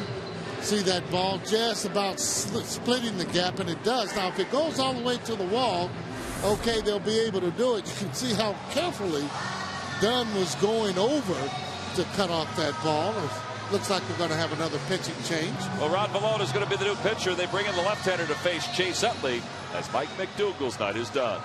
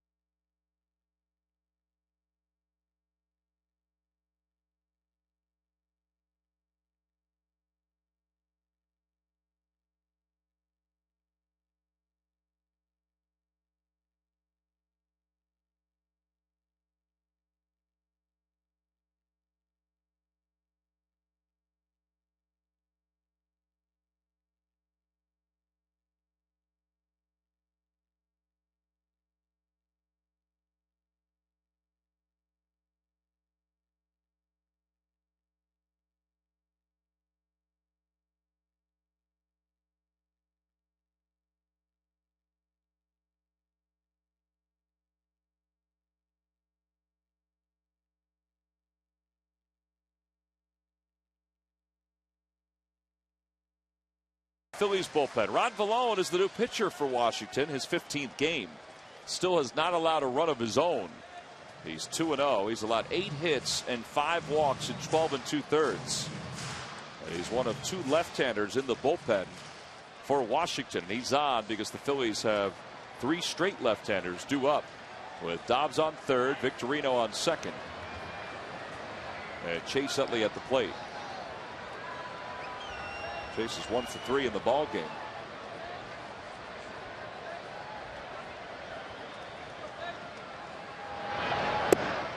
And he's ahead 1 ball and no strikes.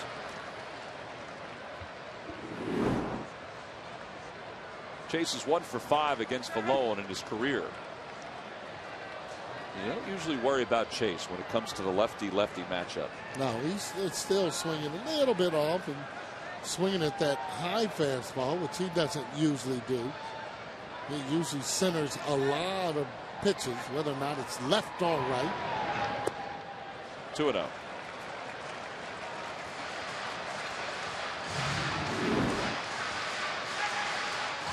Overall, the numbers are good.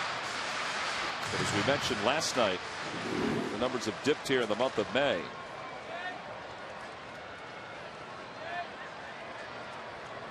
That's what makes it such an interesting game. You play so many games, 162. Not going to be hot every game. Just want to be able to be consistent as much as you possibly can. There's that high fastball that I'm talking about that you want to really try and get that one down a little bit. As you can see, J-Ro contemplating about the pitch that he swung at. He was just doing some shadow swinging on that top step. Yeah, and most of the guys, they realize, oh, my mechanics might be off a little bit, and they try and get that feel. That's why they do it when they're in the dugout. Shouldn't be doing it when you're out there on the field. It's got a lot of players that have a lot of pride on the Phillies team.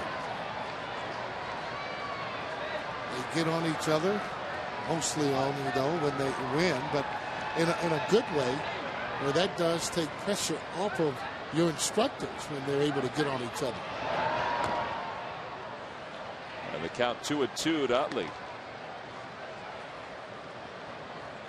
Yeah, both those pitches are in. That one up, that one inside. Was down some, but it looked to be inside.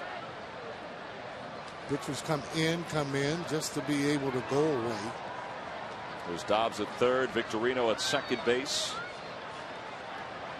And the Phillies with a 1-run lead, trying to add to it here with Chase Utley at the plate.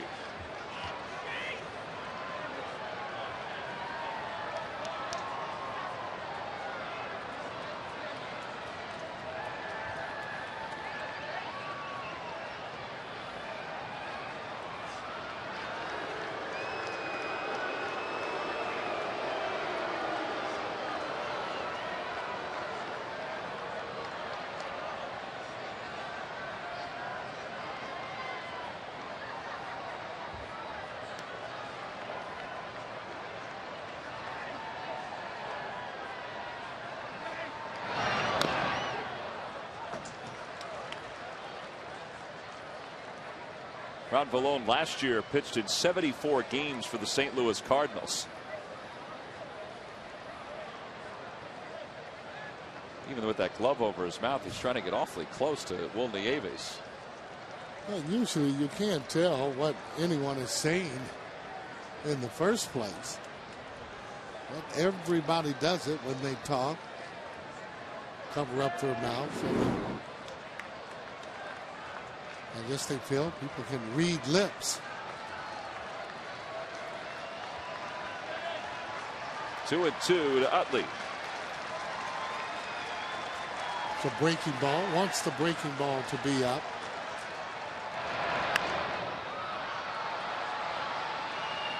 Instead, it was in on the hands, a fastball, and he fouls it off. That fastball in. He's got it up to 90, keeping it in.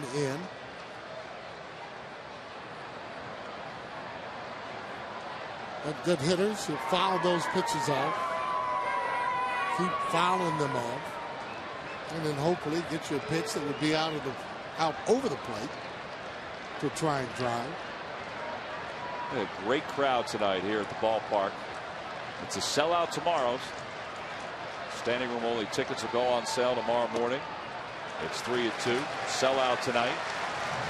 Standing room only crowd all the way around. It's gotten thicker as the night's gone on.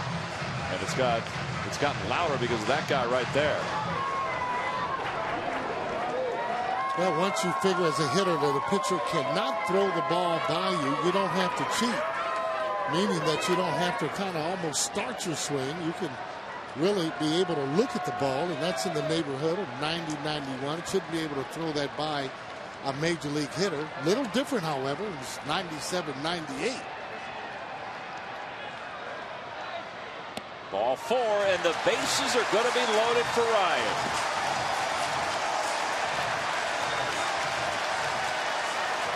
From Citizens Bank Park, along with Gary Matthews, I'm Tom McCarthy. Ryan Howard has 2 homers tonight, including a grand slam. Listen to the reception. Well, they're getting on their feet for him, and they understand. That's the one good thing about the fighting Philly fans. They're appreciative to good play and to hard play.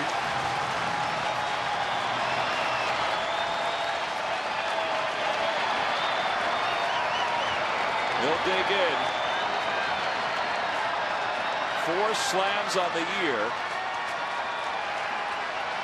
At this point in the season would be unbelievable.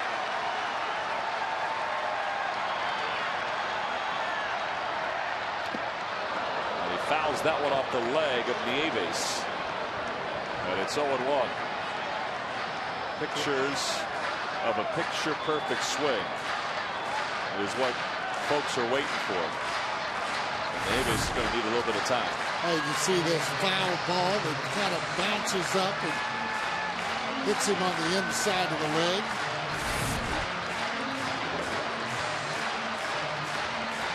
Those don't feel good at all. And you do need a breather. It's that unwritten rule when that happens. The umpire always goes out to the mound and flips the ball to give the catcher a little breathing room, and vice versa when it hits the ump. The catcher will go out to the mound just to give the umpire a little breather.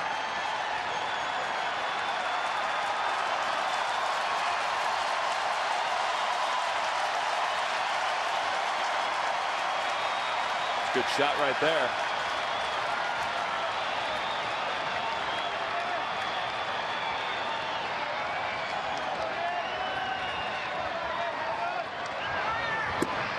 Tries to hold up, and he's down to the count 0-2. Yeah, we just talked about that again. If you can't throw it by, you kind of just sit back, because these type of pitchers can only trick you.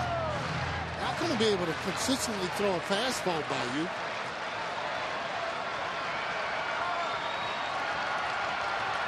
That's where the grand slam went. Right over the E in Powerade, where Zach Hughes from Malvern picked off a souvenir at a big one. 0-2 the count to Howard.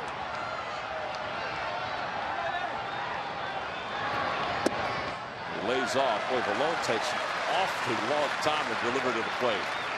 As a hitter, you got to be jumpy. As a base runner, you got Dobbs at third, and Victorino at second, and Utley at first. Sometimes you can lull yourself to sleep.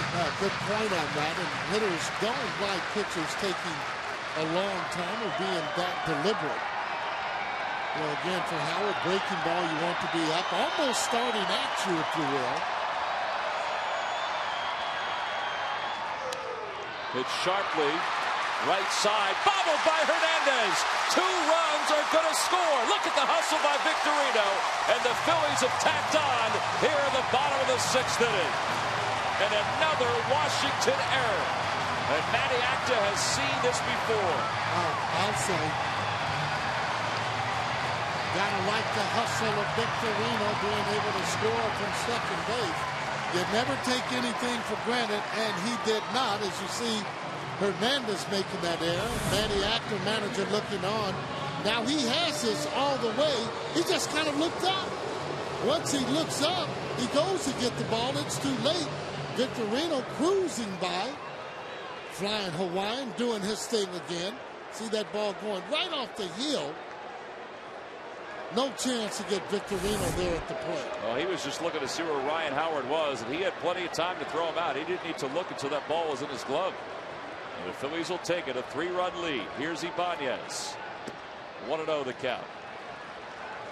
Those are big runs in this situation, especially after Nationals have come back and only 1 run. They needed to tie the game. Phillies tack on 2 more on an error and looking for more.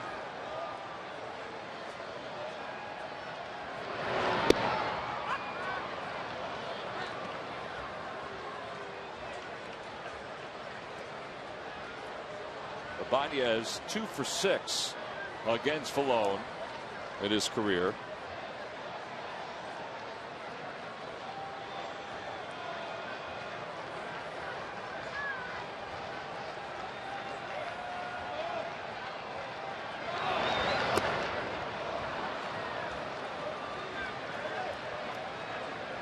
Remember that stat we put up last night that these 2 teams against each other had been averaging 13.2 runs combined in their games. They've got 15 runs tonight, so that average is going to go up a little bit. And it's only the bottom of the 6th. A 1-2 pitch to Raul Ibanez. Off the end of the bat, a flare to left center field. Kearns coming on, he dives and he makes the grab. Oh, that's a heck of a play by Austin Kearns, who had to come a long way to pull that off the top of the grass. The Phillies, though, get 2 unearned runs here in the 6th inning. And as we go to the 7th, they lead it by 3.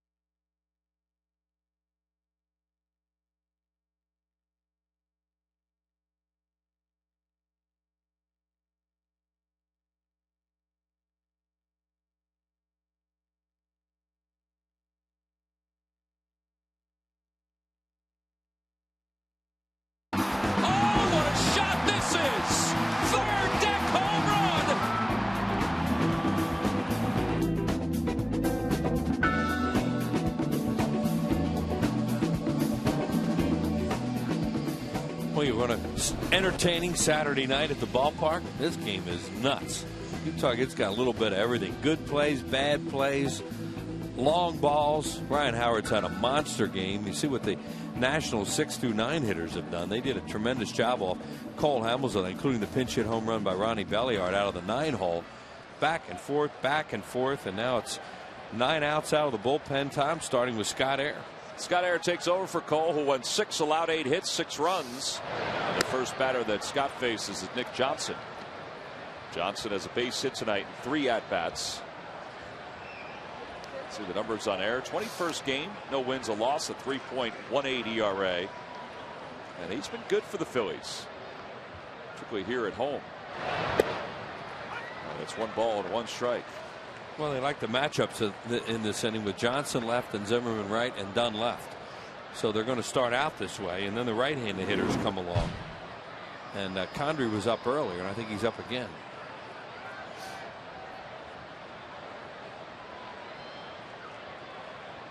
This is a typical game with the Phillies and the Nationals. A lot of runs, and Washington, you know, they make a lot of mistakes and they have a lot of problems. The one thing they don't have is quit. They just stay after you. Well, and they can hit. That's the thing. They can hit. They score runs and stay after you.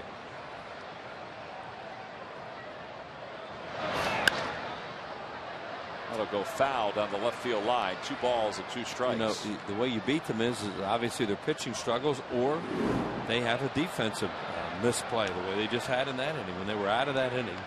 And Hernandez kicked that ball at second base. Yeah, he just picked his head up. There is Condrey, as Wheels mentioned.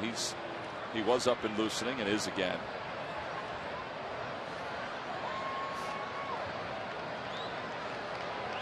Two and 2 the count to Nick Johnson. And it's up high, 3-2.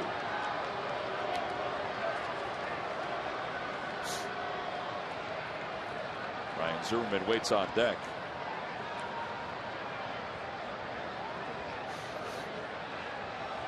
'27th career game for Scott against the Washington Nationals and the Montreal Expos franchise. That one is hit hard to right, and it's a base hit. Second into the night for Johnson. And the Nationals have had their leadoff hitter on a number of times in this ball game.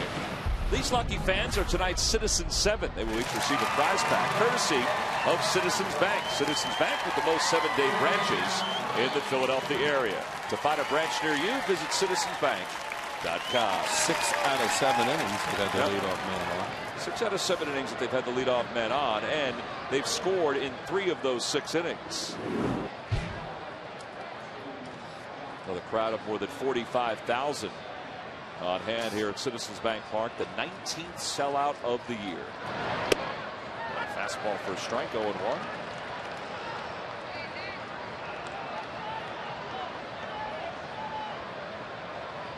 Around baseball, you'd be hard pressed to find franchises that have done as well as the Phillies this year in attendance. St. Louis Cardinals are the only team so far that has drawn more than the Phillies in overall attendance. They've had a couple more home games than the Phils. The Phillies are already over the 3 million mark in ticket sales this year. They're over the million mark in attendance.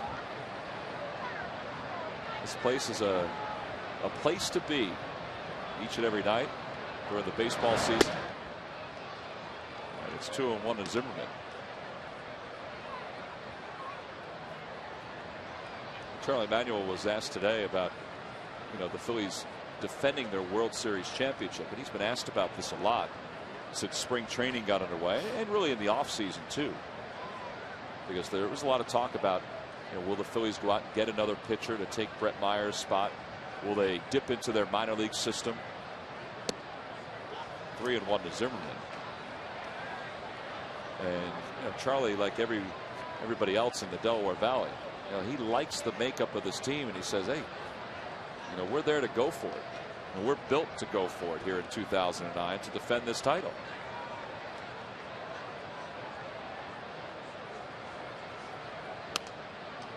And we're going to make you squirm a lot of nights. Well, that's all part of it. It's it's all part of Major League Baseball. I think we went through that earlier tonight. Watch a lot of different teams on the Major League Baseball package, and everybody's talking about the problems they have, and everybody has problems.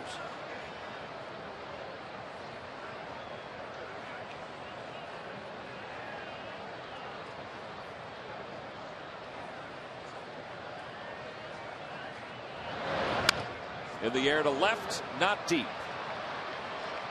And Ibanez makes the catch for the first out. Air just made a good pitch on Zimmerman. That was a real good pitch. Yeah, it was a fastball in. It looked like it rode in on his hands in a 3-2 count where he's really geared to drive a fastball. And he jammed him, got him out. See, Zimmerman wants this ball over the middle of the plate and pulled his hands in at the last second, and he really didn't drive it at all. So he's retired for the 4th time tonight. He's 0 for 4. And here's Adam Dunn. Dunn's 0 for 3, couple strikeouts. Yeah, this could be his last batter too, with Condrey up and Willingham on deck.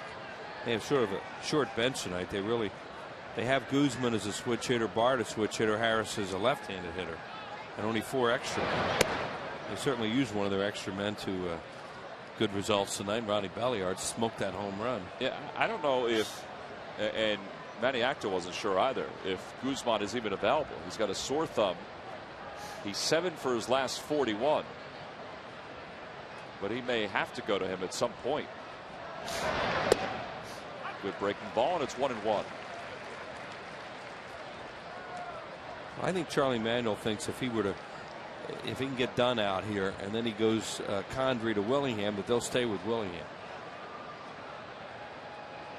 There's Clay just standing around after loosening up, and Ayers worked ahead. And if they don't, he'd rather have the matchup of whoever they bring up there against Condrey as opposed to Air against Willingham. But right now Scott's job is to try and get, there's Josh Willingham on deck.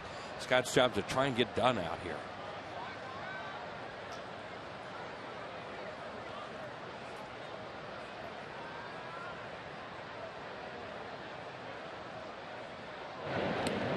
Short lead for Johnson as Air tosses over. Scott Air last year combined with the Phillies and the Cubs 5-0 with a 4.21 ERA. But it was his work with the Phils that really stood out. A 1.88 ERA in 19 games. They just missed with that fastball. Celebrating his 37th birthday today. That's a good catch. I didn't even realize that. Well, saw him twice tonight. Didn't wish him a happy birthday. Could have been part of the reality show. You could have put him on your reality show. Maybe sung him a song, Wheels. Yeah, he would have loved that. I would have sent him right for the food room. And it's full, 3-2.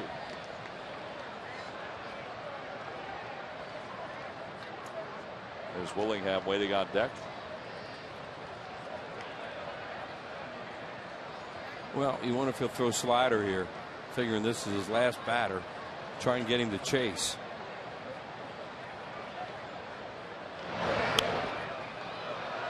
Fastball. And it was a strike. Now, Carlos wants to go out and talk there because that pitch was right down the middle.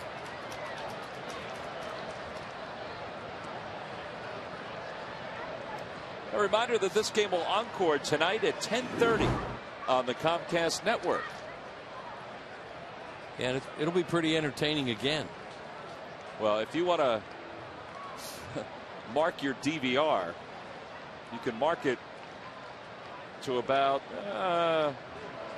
let's see, it starts at 10:30, maybe about 11:40 for Ryan Howard's grand slam. Maybe a little earlier than that, just to be safe. 3-2 is hit to center field. Victorino didn't see it right away, and it drops in for a base hit. He broke his bat.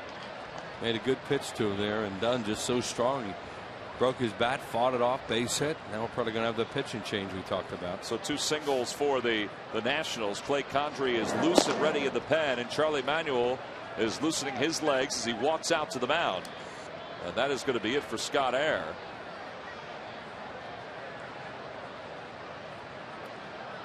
And just for a point of accuracy, you could set your DVR to 11:20 and stop it at 11:30 because Ryan Howard's grand slam occurred 52 minutes or so into the broadcast tonight. His grand slam did. He had 2 home runs. That was the second one. Scott Air's night is done here at the top of the 7th inning. Phillies have a new pitcher when we return.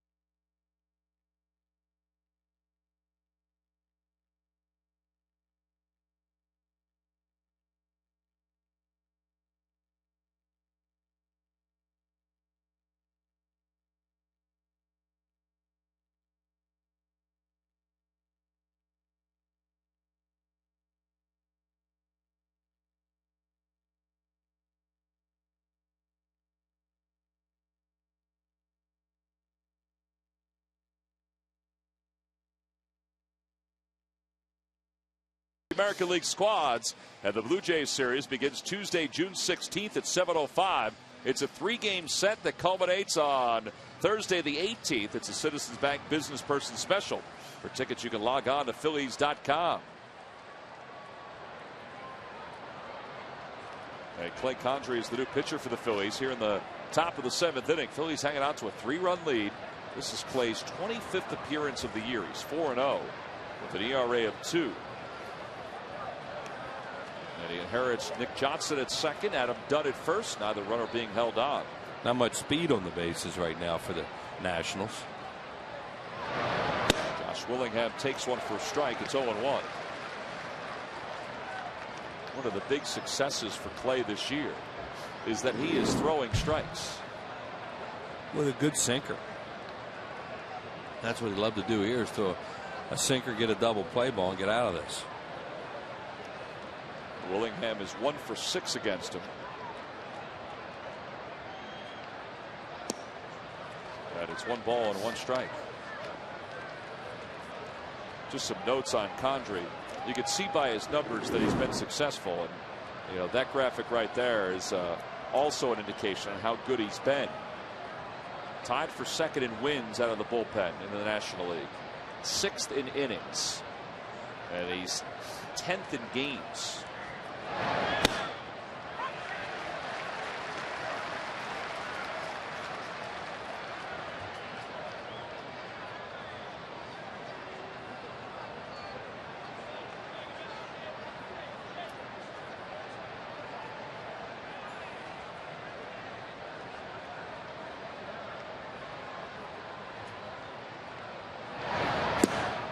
Almost got Willingham to go fishing after that one. 2-2 the count.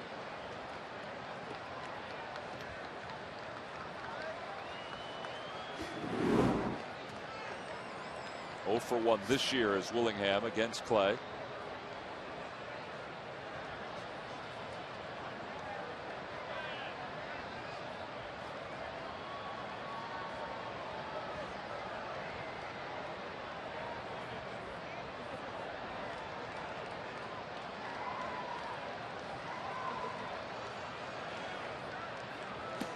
Now 3-2. Now they have a big decision now whether they start their runners. Condrey, a ground ball pitcher, and they're worried about a double play or a strikeout.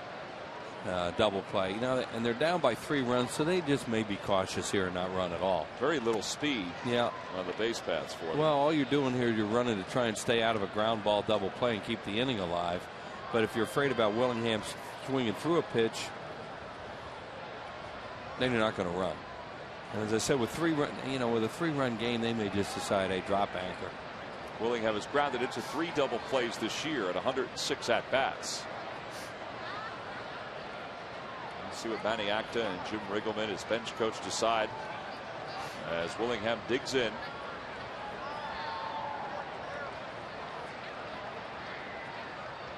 They don't go, and the ball is lifted in the air. Shallow lefty. Ibanez a long run. 2 away. The pitch was almost like the one that Air threw to Zimmerman. Only Condrey, a right-hander, that thing had a tailing action to it. The pitch Air threw came in on him. This is kind of a tailing action. Oh, that pitch was supposed to be away, and it came running right back into the middle of the plate. Unfortunately, it ran a little bit more than Willingham thought. Yeah, he didn't hit it on the barrel. Now Austin Kearns, the batter. Kearns has scored 2 runs tonight. He's got a base hit, an infield hit, and 2 official at bats. Didn't want to swing at that one, and it's 0-1.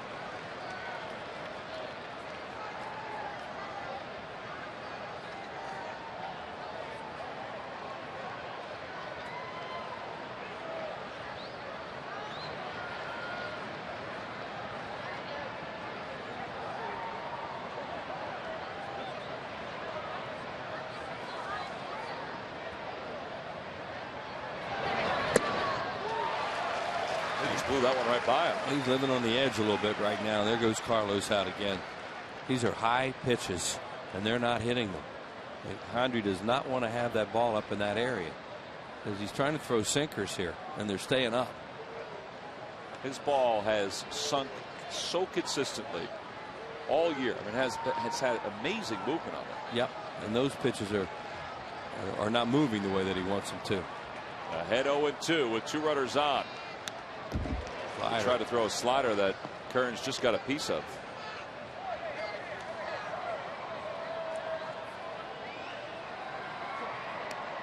Talked to Rich Doobie about Clay Condrey, and you know, last year Rich could not say enough about him.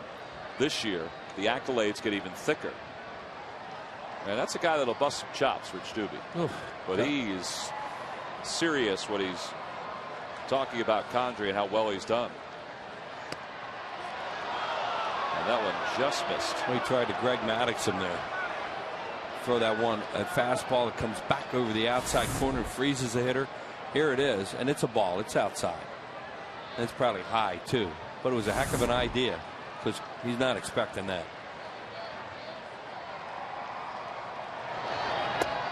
Oh boy!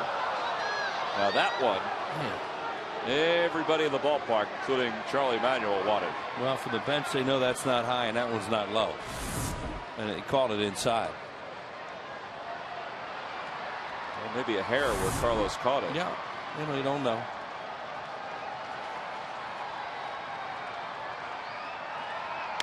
Off the end of the bat, a little flare. It's going to hang to foul territory, and nobody's going to get that one. And it holds 2 balls and 2 strikes. A little tug of war going right there. Yeah, and the little guy has a popcorn in one arm, baseball in the other hand. There he is. That's a good night, huh? You got the popcorn and the baseball. Hope he didn't lose that tooth on that bouncer. Don't throw it. Again, it's 2-2 to Kurtz.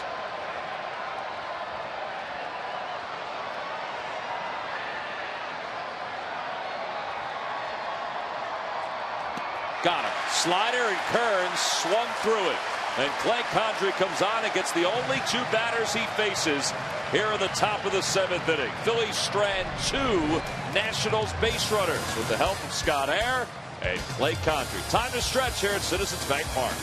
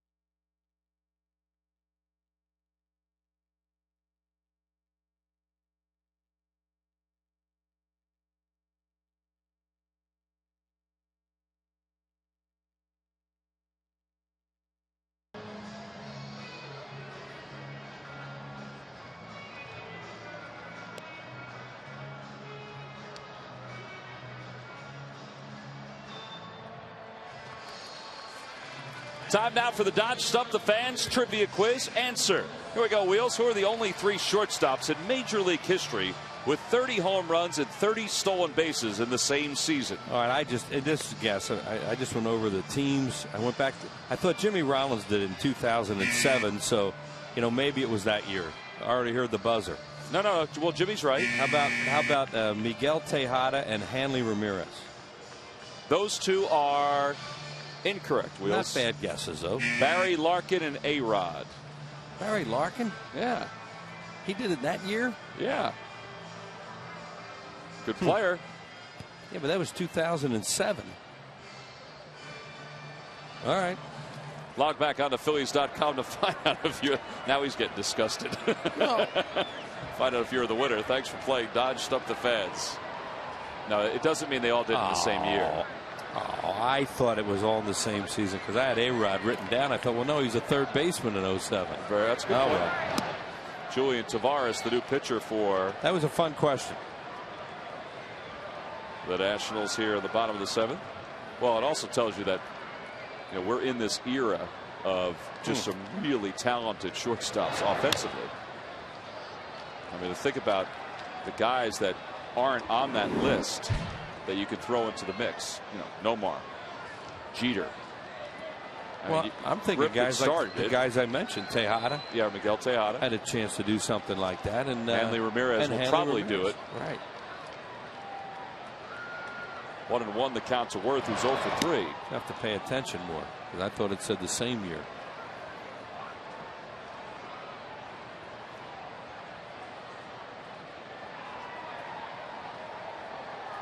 Fifth pitcher used by the Nationals. And that slider taps the inside corner. 2-2. These games have such an uneasy feeling to them that you'd want to score more. Phillies do have Ryan Madson up, their 8th inning guy, and they're ready to go Madson and Lidge again tonight, it would appear.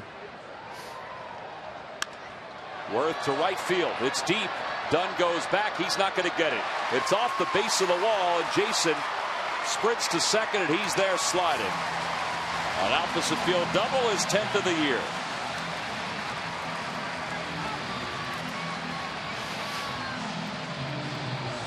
Talked about how this field is so uneasy. Yeah, and there's Dunn. He doesn't go back real well on the ball, obviously, although that one was hit really hard and fast and got to the base of the wall in a hurry. Well, with all the runs that these two teams have combined to score in this season series, the Phillies are 8-2 against Washington. They've combined to score 15 runs tonight. You got the same feeling in the last 4 games down in Washington. Just about all 4 of those ball games. Yep. Either team could win them.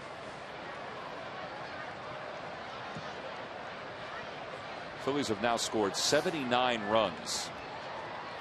And this is the 11th game against the Nationals.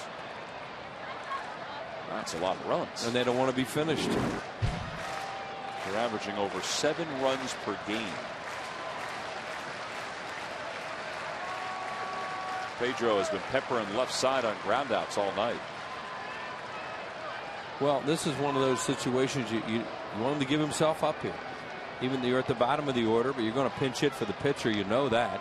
And you have Ruiz up next, so this is one of those get him over. Also got a guy that likes to steal third on second base as well. Right, and with nobody out, you got to really be careful because you're already in scoring position. He tried. That was a good job by Pedro right there. You can see the inside out, drag the bat, swing, and you know, he gave it an effort to hit it to the right side. So he's trying to play the game right. Lifetime numbers are not great against Julian Tavares. 1 for 11.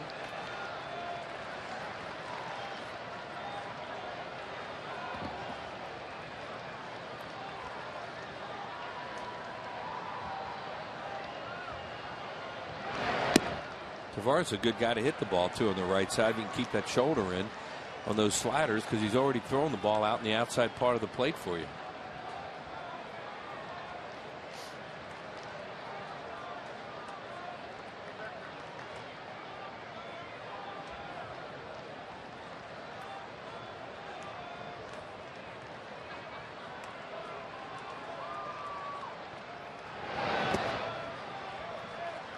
It's even 2-2. I'm not sure if Nieves thought that whether Worth was taken off or not. Or he jumped pretty good out at second base.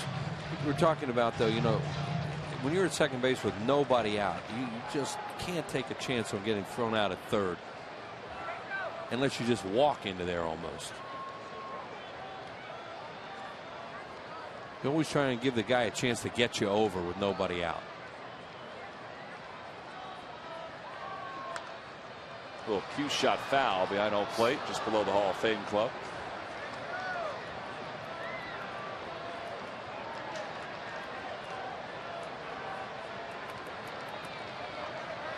Charlie Manuel, Matty Acta. Managers play this cat and mouse game with each other, this latter portion of the ball games. And they've had to do it this year between the two of them. And Phillies lines one to left. Willing came charging in, and at the last moment thought, uh-oh, I may have overrun that one. They'll do a little bunny hop and made the catch. Got a little sheepish smile there as he looked over at Kearns, who was kind of laughing at him. Here it is. Now Willingham goes, whoa! Probably didn't have to jump, but I want to make sure. And then he gives a look over to Kearns like, you kidding me? Was that looked pretty bad, didn't it? Do you think anybody saw it? Yeah. Carlos Ruiz is 2 for 3, actually 1 for 2 tonight with 2 runs scored.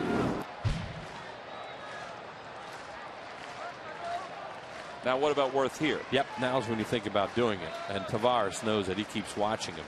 Oh, that ball hit him. Yeah, I thought maybe it got past his ankles. And the Phillies have runners on first and second. Carlos hit by a pitch tonight, hit by a pitch last night. And now Matt Stairs is going to pinch hit. Here's Carlos trying to get out of the way, and that ball nailed him on the lower leg.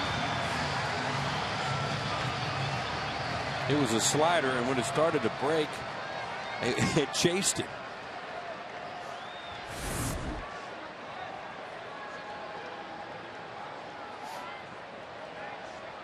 So Scott Air and Clay Condrey combined for a full inning of relief work. Condrey 2/3, no hits, a strikeout. Air a third, 2 hits, and nothing across. A good job by the 2 of them. It'll be Matson's game in the 8th. Phillies hope there'll be some more runs. Stairs takes a breaking ball low, 1-0. Not just 1 for 7, 5 strikeouts. Boy, all those sliders that Tavares throws.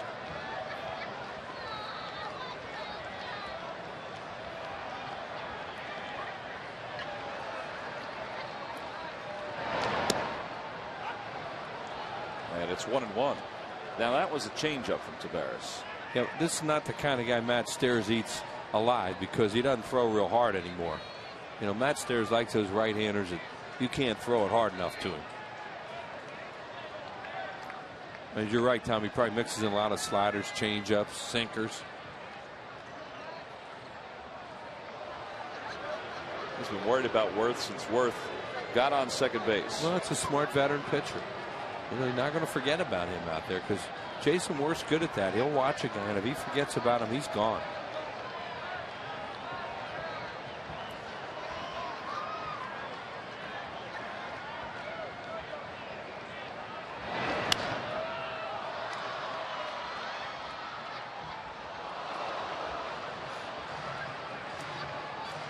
Phillies last year had the best pinch hitter in baseball in Greg Dobbs. Now Greg's not having the same kind of year. A lot of that is because of at bats, but Stairs has kind of taken over for Dobbs, if only because he's got the ability to pop one out of the yard off the bench at any time. He's done it 3 times this year.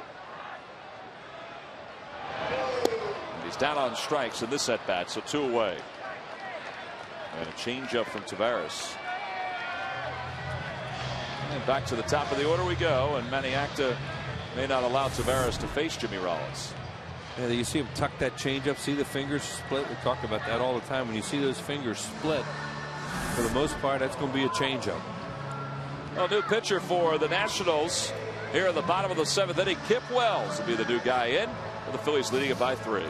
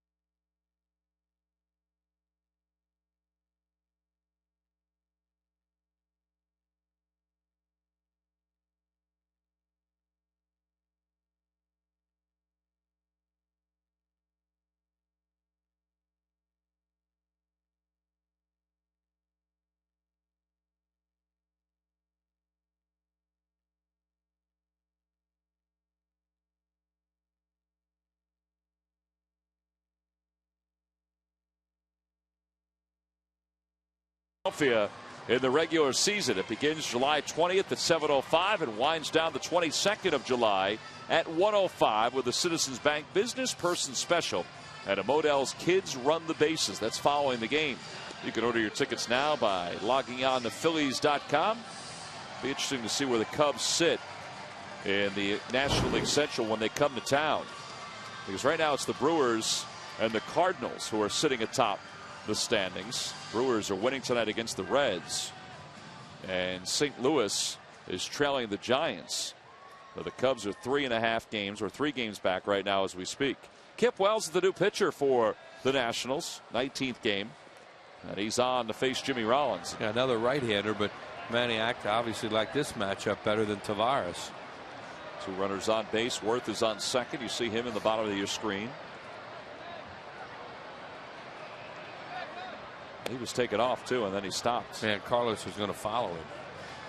It's a good thing Ruiz waited. Jason has stolen 8 bases this year. Yeah, and it's not that big a deal now with 2 outs to steal third base. He runs well enough that he should score on a base hit. You know, obviously a wild pitch, balk, something like that. But you have to it's another situation now. You're going to go to third. You better walk in there.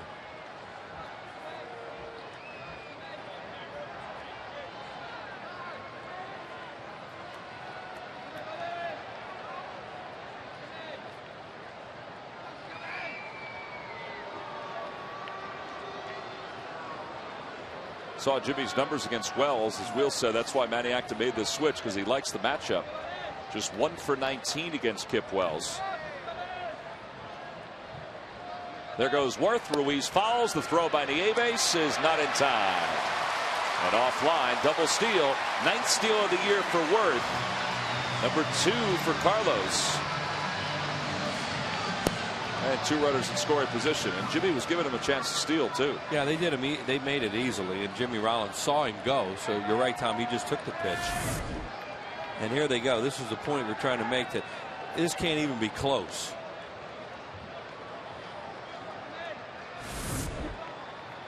So now 2 in scoring position for Rollins, who has an RBI tonight and a run scored, and he hits one foul, and it's 1-2.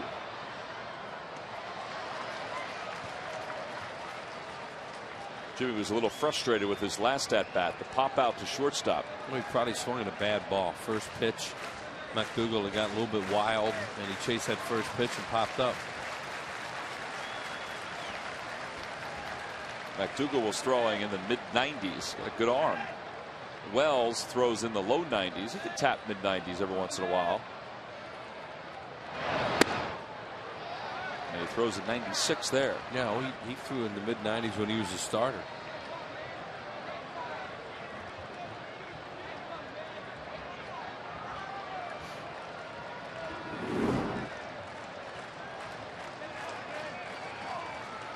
First batters haven't been ready for that fastball this year.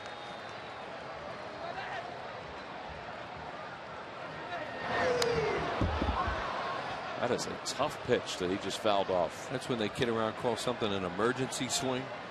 That's what that was, because at the last split second, Jimmy saw that thing and thought it could be a strike. It looked like a breaking ball. It was slower than the other pitches. It's a curveball, and right there at the last second, I better swing at this. And he fights it off and stays alive. Fights that one off again. And it remains 2-2. Again, a reminder, tomorrow's game will finish off this series. A sold-out crowd. As that gentleman got a souvenir.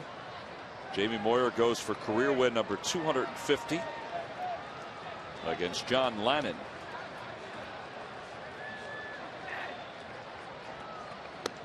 Three and two the count to J-Roll. And it's off to San Diego. On Monday, the Padres have listed either Jake Peavy or Kevin Correa as the starting pitchers against the Phillies. And it's the same for Tuesday.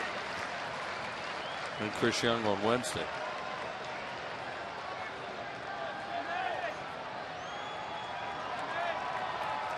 Three and two the count. And Jimmy pulls it. softly to second. Never a sure thing, and that is a sure thing for the final out here in the 7th inning. Phillies strand a couple. We've played 7. They lead it by 3 as we go to the 8th.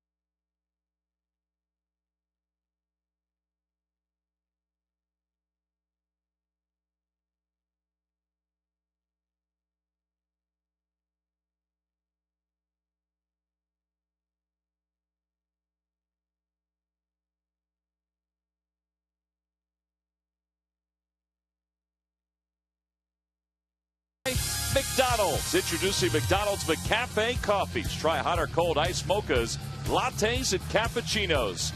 McDonald's. I'm loving it. By Geico. 15 minutes could save you 15% or more on your car insurance. Visit us at geico.com or call 800-947-AUTO. And by your local Chevy dealers. Some of the sights in Philadelphia, and I'm sure if you're walking around downtown, you are probably saying the same thing we've said this entire night.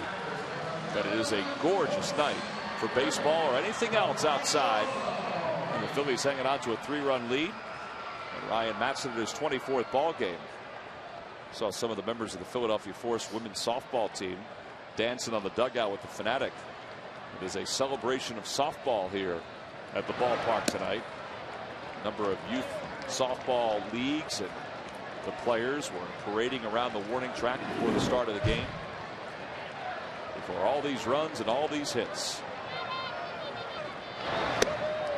Alberto Gonzalez, the leadoff batter. He takes a 95-mile-an-hour fastball for strike one. It's 1-1. And looking to retire that first hitter in the inning, because that's been a little bit elusive tonight for the Phils. Yeah, the only time the Phillies have retired the first hitter was in the 3rd. Cole had a 1-2-3 inning, but it looks like Ryan Matson's going to retire the first batter here. So just the second time in 8 innings that the leadoff batter has been set down. 1 away.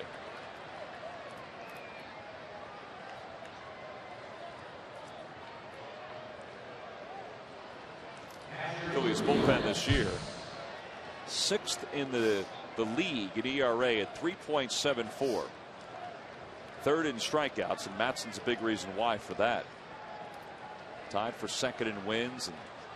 And one of the best numbers for this Phillies bullpen is that they've held the opposition to just a .227 batting average. Well, Ryan Matson has really found himself last year, obviously near the end of the season when he took over as a setup guy, and he picked it right up again this season. Has done a very good job. Fastball, changeup, and occasional cutter. Well, he doesn't throw his curveball anymore.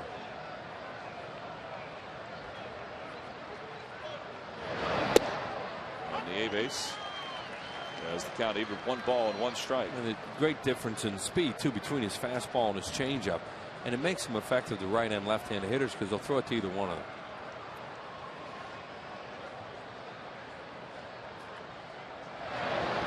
There's that changeup, and it's 1-2. Talked to Ryan about that pitch, and I'll tell you, it's the same grip. He's thrown it the same way since he was 10, 11, 12 years old, and nothing's changed except for the size of his fingers and really the size of him too. Well, and he, like all good guys that throw great changeups, he has tremendous arm speed with it. like that. There it is. The A-base down swinging. Second strikeout, or second out, I should say. That was a great look from behind of how his arm, how the arm speed looks just like a fastball to the hitter. And then the ball kind of squirts out of his hand. Watch right here. Now he splits his fingers, and here he comes right over the top. Great arm speed. Ball dives. Tough pitch to stay off because it looks like a fastball. Willie Harris is going to pinch hit for the Nationals here in the top of the 8th inning. In a 9-6 game. Phillies trailed this one 3-0 going into the bottom of the second.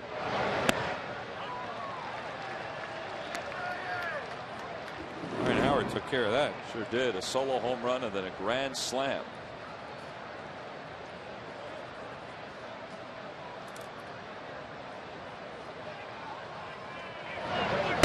Another strike. 0-2. It's at 475 on that grand slam over the Powerade sign in the first row in the upper deck.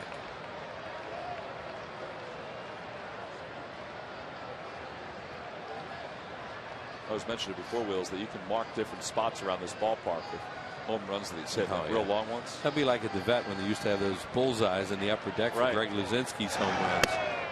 0-2 is cut on and missed, and Ryan Matson picks up a couple strikeouts here in the 8th inning. That one was some high cheese. There's one of the spots that Ryan Howard peppered earlier in the ball game, and he's up third as we go to the bottom of the 8th.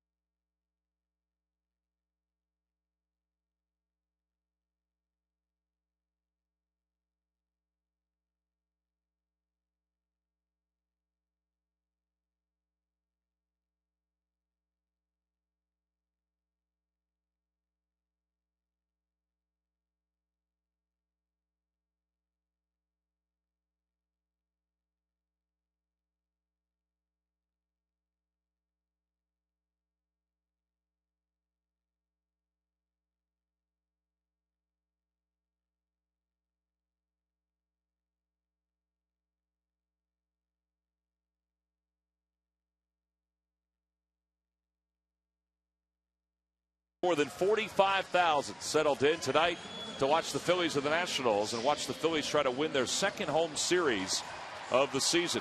All these pitchers later for the Nationals, and the Phillies have a 3-run lead. Jesus Colome is into his 7th game. No wins, no losses. An 11.25 ERA for the Nats. And he is the 7th pitcher used by Maniacta in this game. In fact, the only guys they have available left are Joel Hanrahan and Joe Beimel. That's it. And they have a thicker bullpen than most.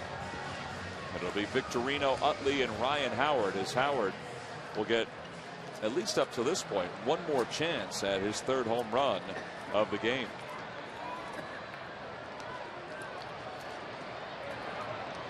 Shane has scored a couple runs tonight. He now has 34 runs scored in the season. And that's tied for 2nd on the ball club. He also picked up his 59th hit of the year. And he's in the top 10 in that category. Walked into the clubhouse today.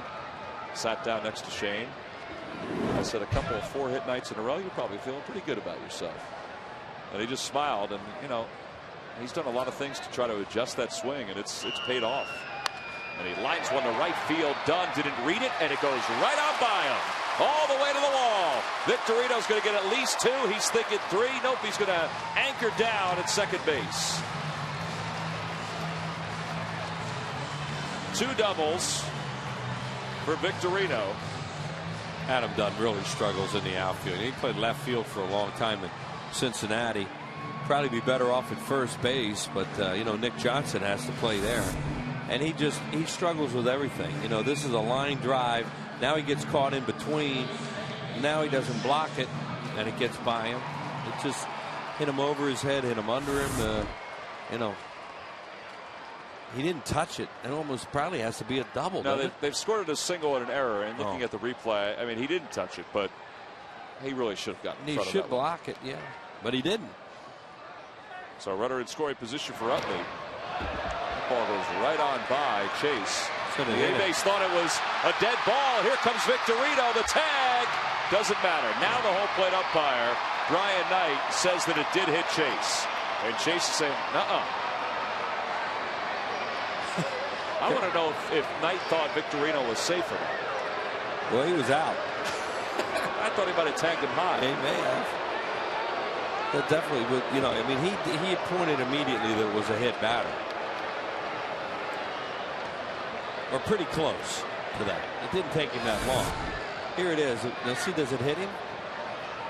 Can't tell, but right after that, the home plate umpire points that the ball hit him. Here we go again. No, I don't think it hit him. I don't know, but watch Knight. See, here he goes right there, takes the mask off, and says it hit him.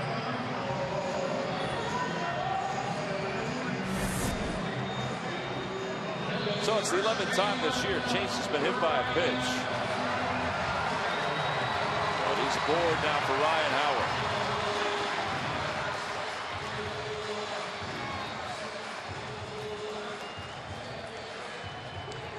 Ryan has 2 homers tonight.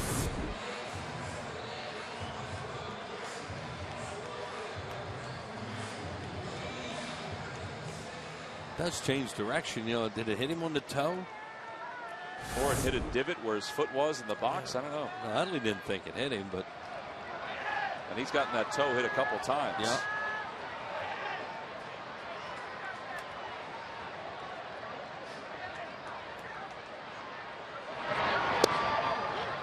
September of 2006 is Ryan Howard's only 3 home run game. Yeah, they're all off Tim Hudson. That was when he was in the 50s. She knows the guy you need to take a picture of.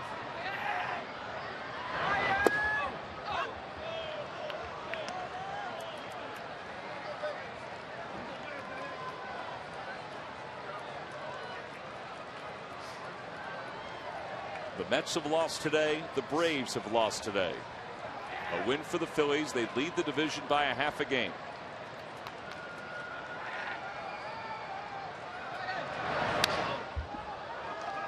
Ryan down to the count 1-2, and here are the 2 home runs. Boy, they're long ones too. Both of them off marches. That looked like it was a changeup. That went into the second deck. We thought that was a long one. How about this one? Like a little spinning breaking ball right there, and oh my goodness, look where this one goes. Over the E, D, E, and Powerade. Second one he's hit up there in his career. And only a few seats away from the first one. Yeah. Uh-oh, that's going to hurt a little bit. The count remains 1-2. Now he went up there off Mike Bucina a few years ago, and the Yankees were in town. Yeah, he hit Bucina's ball into seat 8 of row 1, and that one was in seat 15. Last 3 home run game for the Phillies. Jason Worth last year against the Jays. He hit a couple of those at right field.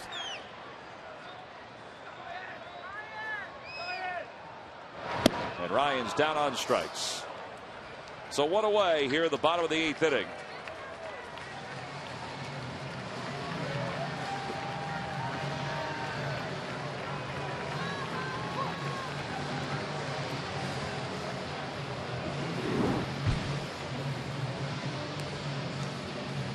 And now Ibanez with runners on first and second. Ibanez, excuse me, Tommy, 3 rockets his first 3 times up and into outs, and then he hit a little blooper his 4th time, and Kearns made an unbelievable play in center. So he's 0 for 4 tonight.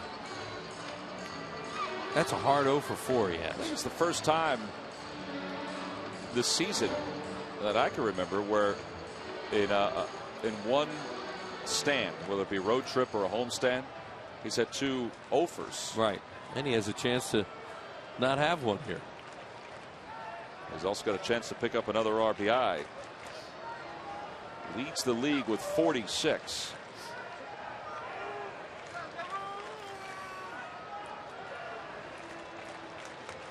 Ibanez is second in home runs behind Adrian Gonzalez of the Padres. Adrian has hit 18. He's ahead of Prince Fielder in RBIs, depending on what Fielder has done tonight. Fielder at 45 coming in. By the way, Gonzalez has 19. He hit one tonight. Padres lead the Rockies 6-4.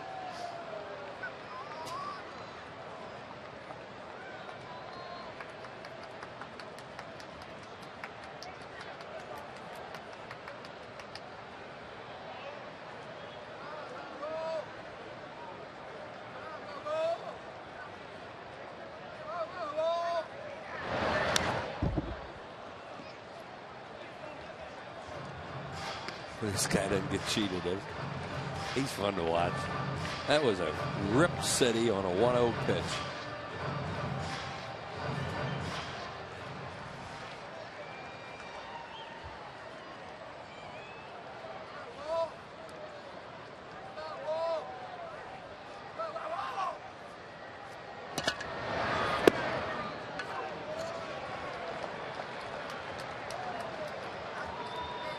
Phillies have both Chanho Park and Lidge up in the bullpen. They get more runs here.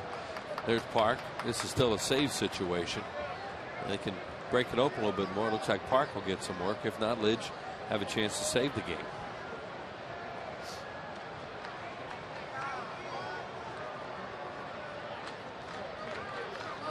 Colome spun back as Gonzalez had a little daylight. He put that glove out. What that normally means is I'm going to the bag. Now you either throw it to me or step off. But don't go home because I'm going to be at the bag. And this guy at the plate has been known to be able to hit it through that hole. He can wear that area out if you leave there. Swing and a miss. It's 2-2.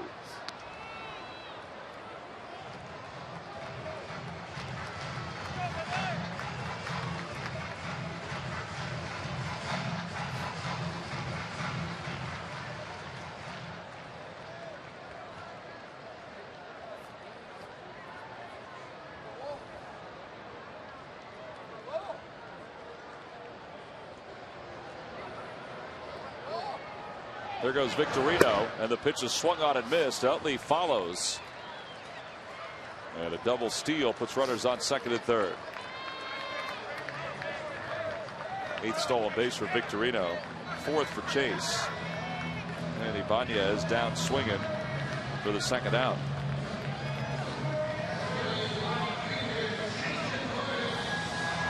So Colme's got the last 2 outs on strikes. Jason Worth has a chance to knock a couple more in. Phillies have shredded 7 in this game.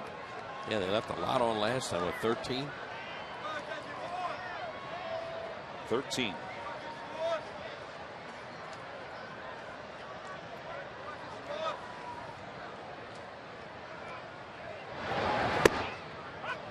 .96-mile-an-hour fastball for strike one.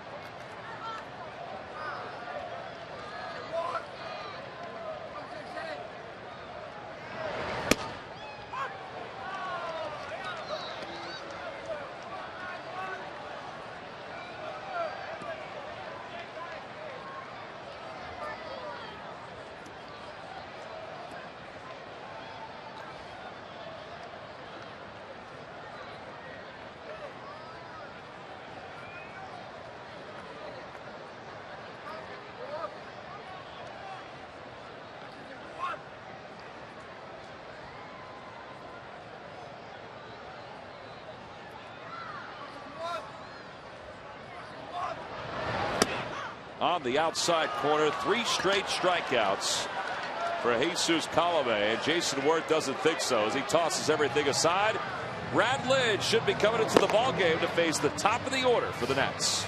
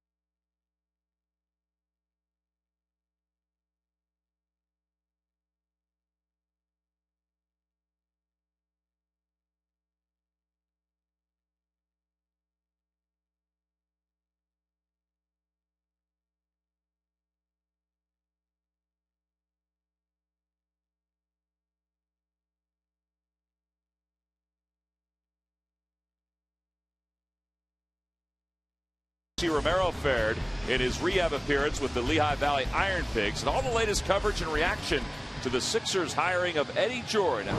All this and more on Sports Night after the ball game, only on Comcast Sportsnet. I believe Kevin also talked to the fan who took the baseball that Ryan Howard hit into the third deck earlier in this game. Grand slam by Ryan. He has 2 homers in this game, and the Phillies have a 3-run lead. As we start the top of the 9th inning, Brad Lidge on for the 24th time.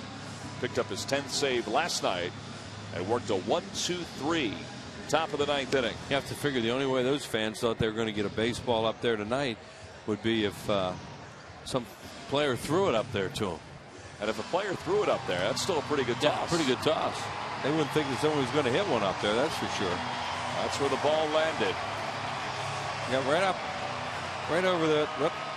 Right over the D and the E up there. Well, top of the order for Brad Lidge, trying to convert the save in back-to-back games.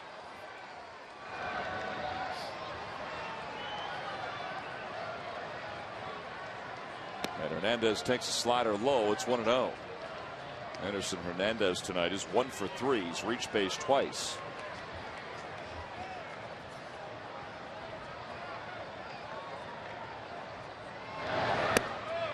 Fastball at 93 for Brad. Really shallow in the outfield. Both Victorino and Ibanez figuring this guy's not going to drive a ball over their head. He fought that one off. It's 1-2. Especially from the left side.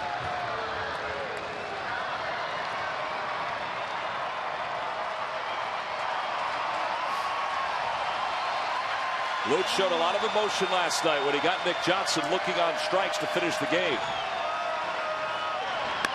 And a base hit for Hernandez.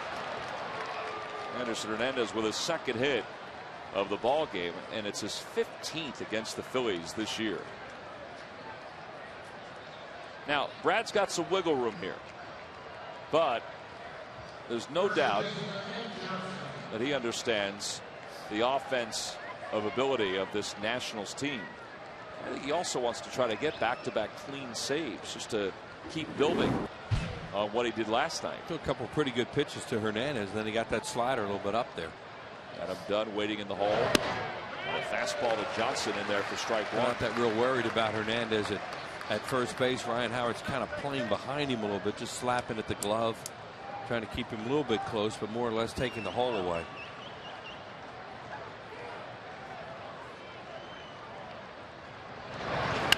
Bouncer toward the middle. Jimmy ranges over, has it. What a flip to Utley. Bare hand toss over to first. Oh, what a magnificent magnificent double play by Jimmy Rollins and Chase Utley.